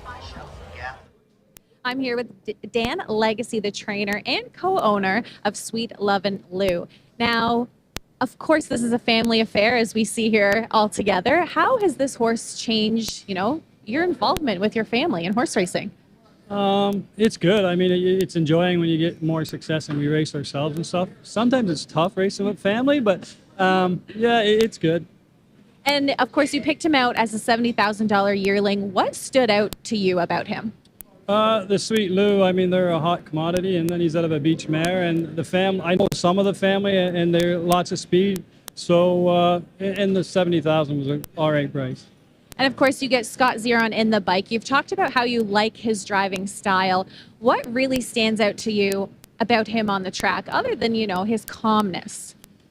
Scotty's always been, he's very intelligent, he's intelligent and he still gets a part of the race without doing too much damage or anything. So, I like it. So it's just like James, you know what I mean? They get things done without doing too much work sometimes. We're so excited to see Sweet Lovin' Lou, Scott Zeron out on the track here in the Pepsi North America Cup.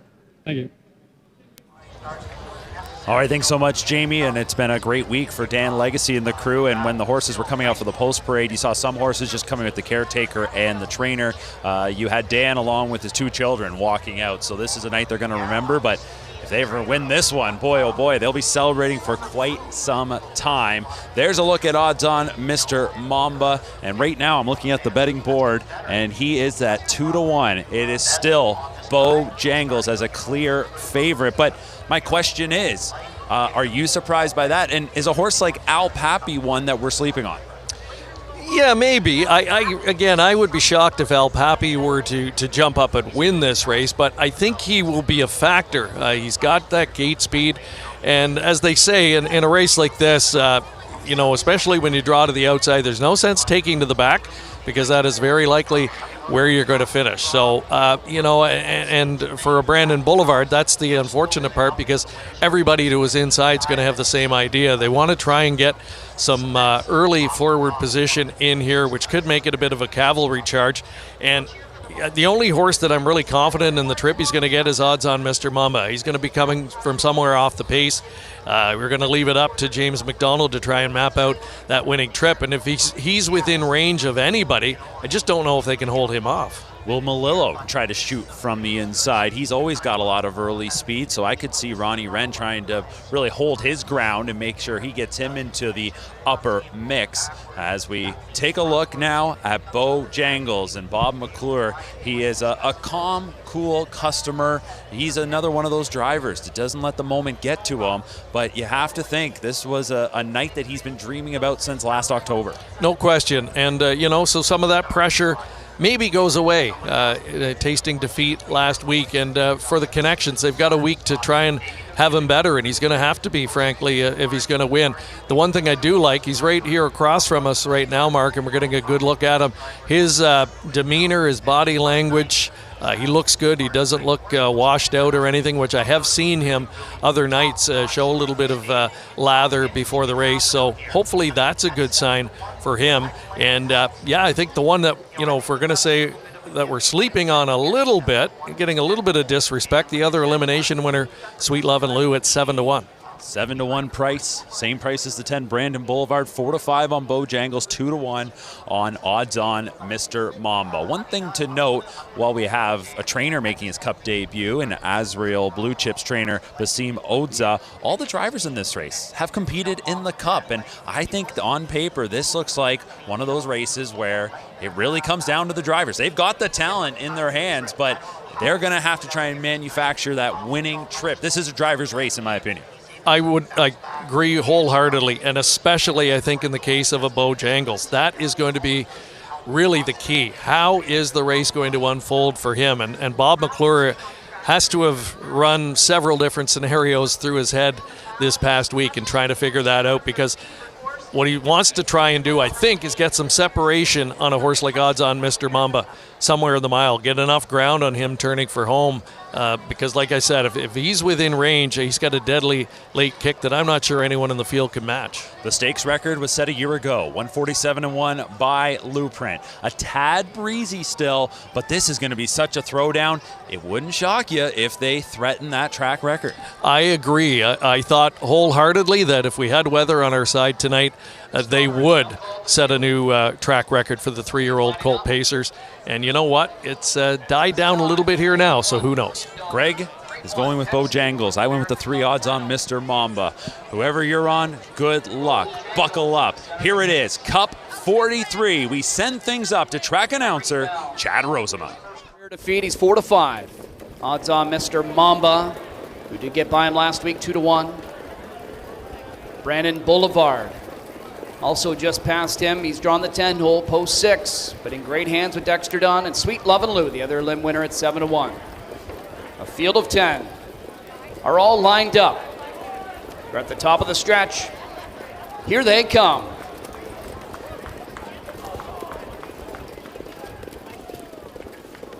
Pacers pick up speed, and they're underway in the 43rd Pepsi North America Cup.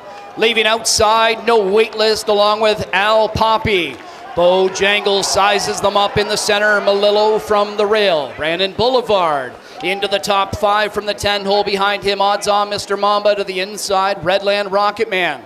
Outside of that one is Sweet Love and Lou. Then it's Azrael, Blue Chip, and Lindy Dragon Water. Here's Al Poppy and Jingra continuing to drive forward, 26-1 the opening quarter. Hot on his heels is Bojangles, and Bojangles up on the outside. He makes his move after the lead, and Bojangles set to take over from Al Poppy. It's no waitlist back in third, and Melillo fourth. To the outside is Brandon Boulevard. In front of odds on Mr. Mamba, second over. Third over from the back is Sweet Love and Lou. To the inside, Redland Rocket Man and Lindy Dragon Water. And at the back is Azrael Blue Chip. Down to the half in 54-1. Bojangles, the leader into this bend. On the outside is Brandon Boulevard, inching closer, a length away second. Al Poppy in behind Bo third. Second over, odds on Mr. Mamba. A perfect trip macked out by McDonald. Then to the inside is no wait list. Third over, Sweet Love and Lou, Azrael Blue Chip, Melillo, then Lindy Dragon Water and Redland Rocket Man. As they turn for home, this is the best part. 121 1 3/4, and with $1 million on the line, here's Bojangles. Brandon Boulevard on the outside, relentless, continues to come forward and off cover. Odds on Mr. Mamba starting to close. Al Poppy up the inside. Here comes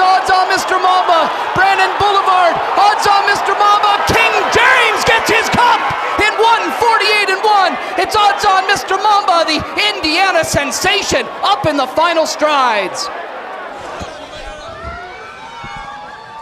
That's what it's all about. Great horses putting on a great show. We wanted the showdown. We got the showdown. And odds on Mr. Mamba. King James, as Chad Rosema called it, he's been the top driver here at Woodbine Mohawk Park for 5 straight years, and he just won the biggest race at his home track as odds on Mr. Mamba wins Cup 43. Chills down the spine, Mark McKelvey. Doesn't get any better than that. Easily one of the 2 or 3 best editions of the Pepsi NA Cup I have ever witnessed. And this is what you want. The 3 horses all within a neck of each other. And that was what I thought going in. I said, if odds on Mr. Mamba is within range, I just don't think they're going to be able to hold him off on this long stretch. And almost a carbon copy of a week ago. He drifts to the outside, but still keeps going. And you just knew he was going to reach. And in the place battle, it looked like Brandon Boulevard maybe edged out Bojangles. What an effort from all 3. We talked about it probably being a driver's race, and I think it's safe to say the trip went probably for those top 3 the way they were envisioning it. Bob McClure, you knew he was going to go to the front. Brandon Boulevard post 10, all right, you're not going to get a great spot. You're going to be first up. And James McDonald, you could see he had his eyes to the right at the start of the race, trying to find out where Brandon Boulevard would land, make sure he was going to get him behind. It's a dream trip. And I'll love to hear from James in his post-race interview to know what was going through his mind at the top of the stretch, because second over, this was the spot, and he had to think, I can win this race, but those other 2 horses weren't going to give it up easy. Yeah, there was just a slight moment in the backstretch where he was parked, and it didn't look like he was going to get cover that he wanted. And then finally, when Brandon Boulevard did move out and he got that cover, the dream trip worked out from there. All right, let's go to John Rouse with James McDonald. James, first and foremost, congratulations. But look, I want to go back to last week. You win both eliminations with Sweet Love and Lou, and this colt right here, you had to make a tough decision. I mean, how much pressure did you have going to this race just on that alone? Well, no pressure. I mean, like I said before, I'd have been so happy for Dan and his family if they had won. So, not a lot of pressure. They put no pressure on me, and I just wanted to go out and race a horse race and try and do my best. So, just so happy and so excited for all the connections. He was so fast in that elimination victory, but he was drifting out wide. You worked out a picture-perfect trip. How confident were you in his ability the moment he was going to get a chance to straighten out? I was so confident. You know, I just thought I thought the race, the way the draw set up, I thought I was going to get a great trip, and it just, like I said, it was a dream come true. I watched my brother win this race with Sports Writer, and I was at Kawartha Downs, never thinking I was ever gonna do anything like this on this kind of stage. So it's pretty special for me, and I just so thankful I got the drive, and so lucky to be here. You've driven a lot of talent over the last few years. In this edition, last year you did drive the favorite, and obviously last year the Light Up the World. Did you put any additional pressure on yourself with a colt of this caliber in this particular race? Not additional, but I mean, I would have been pretty disappointed. I mean, it's just a race that it's so hard to win. You know, I probably never win another one in my life, but I can finally say I got it done, and I'm so proud of the horse, so happy for Melanie and the connections, and just this time to party. Representing Canada, winning this North America Cup, winning a multitude of stakes events. James, I mean, have you had a chance to reflect? No, I won't reflect till I'm done. I want to win a lot more stake races, and just want to soak this one up right now. Keep at it. Continued success. Thanks a lot, John. What a moment for James McDonald, and he talked about it. You know, when he started getting into this game, he had a few older brothers to look up to. Mark McDonald among them, an NA Cup winner, Little Brown Jug winner.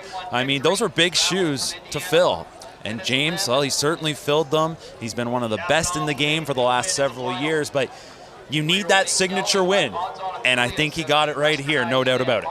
And, you know, that horse, odds on Mr. Mamba, lost Dexter Dunn going into it. So, you know, it's really amazing how things work out. And there you see Dexter just missing, finishing second. He's still looking for his first NA Cup title. Melanie Wren, big smile on her face. Odds on Mr. Mamba. As James McDonald said, it's party time. Your Cup 43 winner.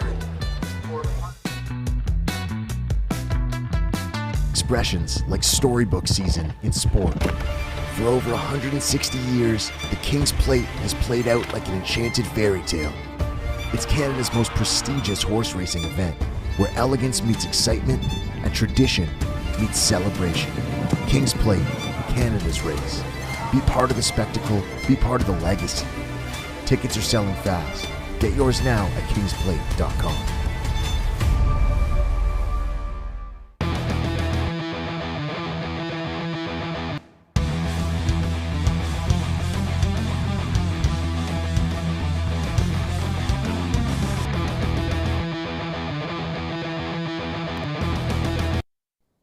Whether it's at the rink or at the racetrack, Bet365 has something for everyone. Download the app and bet on today's races.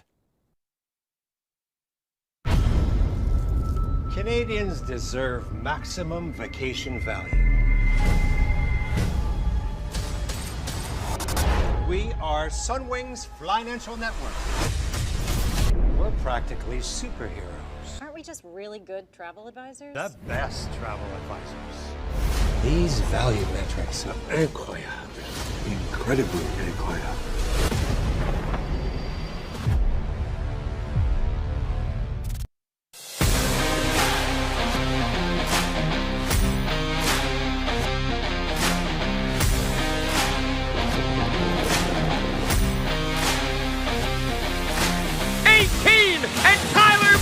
In the Gold Cup and Soccer! Art Sharp Scott Giron in the Gold Cup and Saucer! Join us this August on Prince Edward Island for the Gold Cup and Saucer, presented by Atlantic Lottery. Visit redshores.ca for more details.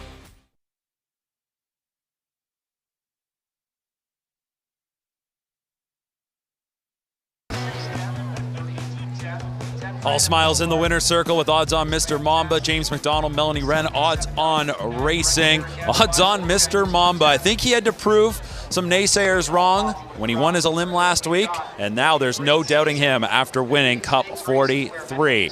Big effort from Post 10 for Brandon Boulevard. That's now back-to-back years Post 10 has finished second. Jamie is standing by with trainer Andrew Harris. Andrew Harris joins us now. What a thrill of a race. I mean, starting with Post 10, Brandon Boulevard, what a phenomenal horse. I mean, after the draw this past week, hopes are kind of a bit low. Well, you just know, like, it takes the wind out of your sails a little bit, because you know that you're kind of at the mercy of what everybody else is doing. But, you know, when you got decks on, you can breathe a little bit easier, and the horse is very talented, and if people don't understand that now, I mean, I don't know what more he can do. I mean, he just raced his guts out first over on Bojangles and lived to tell about it. And I mean, Dex wiggled his way in there. I thought he might get parked there around that first turn and into the back, but he got a spot, and then he was ready to come. Well, that was James wanted to make sure that he got in front of him, so he had a perfect one to follow. So James knew that one would take him to where he wanted to. So both horses raced great, and congrats to them. And a thrill with that battle down the stretch. What a feeling to come in that top three in the North America Cup. Just to have a reason to cheer that late in the mile, it gives you a good feeling. Congratulations, and go check on him. Thank you. All right, thank you so much, Jamie. And yeah, Andrew Harris has to be super proud of that effort by Brandon Boulevard. I would say maybe as happy as you could be with the second place finish in the Pepsi NA Cup, considering, yes, he, you know, when the post-draw came out, it's so deflating, but Dexter Dunn, he almost pulled it off, and 2 years in a row, Post 10 comes perilously close. But Andrew alluded to the fact that James McDonald knew exactly what he was doing, knew who he wanted to follow, and it worked out to perfection. So hats off to James. I mean, he's won, you know, most of the major events now in the sport, and this was a lot of pressure in the biggest stage here in Canada, and he delivered, and so did the horse. There's a look at your prices from the Pepsi North America Cup. 610 to win on the 3 odds on Mr. Mamba, and it is a 310 exacta. Mamba and Brandon, $35 is what that's going to return. Well, we bring you back to the desk here in the winner's circle. The celebrations continue over our shoulder. And Greg, hey, I know it's recency bias. It only happened about 10 minutes ago, but right away, that one stands up there with me in terms of one of the best NA Cups we've ever witnessed. Absolutely. It's right in the upper echelon. For some people, it surely will be, including the Wrens, of course. And, you know, you go back a couple of weeks ago, and I don't know if everybody was a complete believer in this horse. He hadn't left Indiana, similar to Bojangles, not leaving Canada. You know, so beating up on Indiana competition, and then having to travel here and take on all of the big guns. But 2 weeks later, here he is showing that he is the real deal. And again, I just am salivating over what we can look forward to in this division the rest of the season. I know it's easy to sit here and say, wow, did this show ever deliver? But man, oh man, you go into a night like this, you look at the lineup, you see a race like the Fan Handle with star fillies like Luadipa and Be Perfect BG, and guess what? They go toe-to-toe. Then you get to the Cup, and you knew the boys were going to throw down, and we got one of the greatest stretch battles in NA Cup history, where it is odds on Mr. Mamba, your Cup 43 winner. Thanks so much, everyone, for tuning in. We hope you enjoyed tonight's broadcast. Cup 43 now in the books. We can look ahead to next year, but we won't do that till tomorrow. Tonight, it's all about the Mamba. Odds on Mr. Mamba and James McDonald win the Pepsi North America Cup.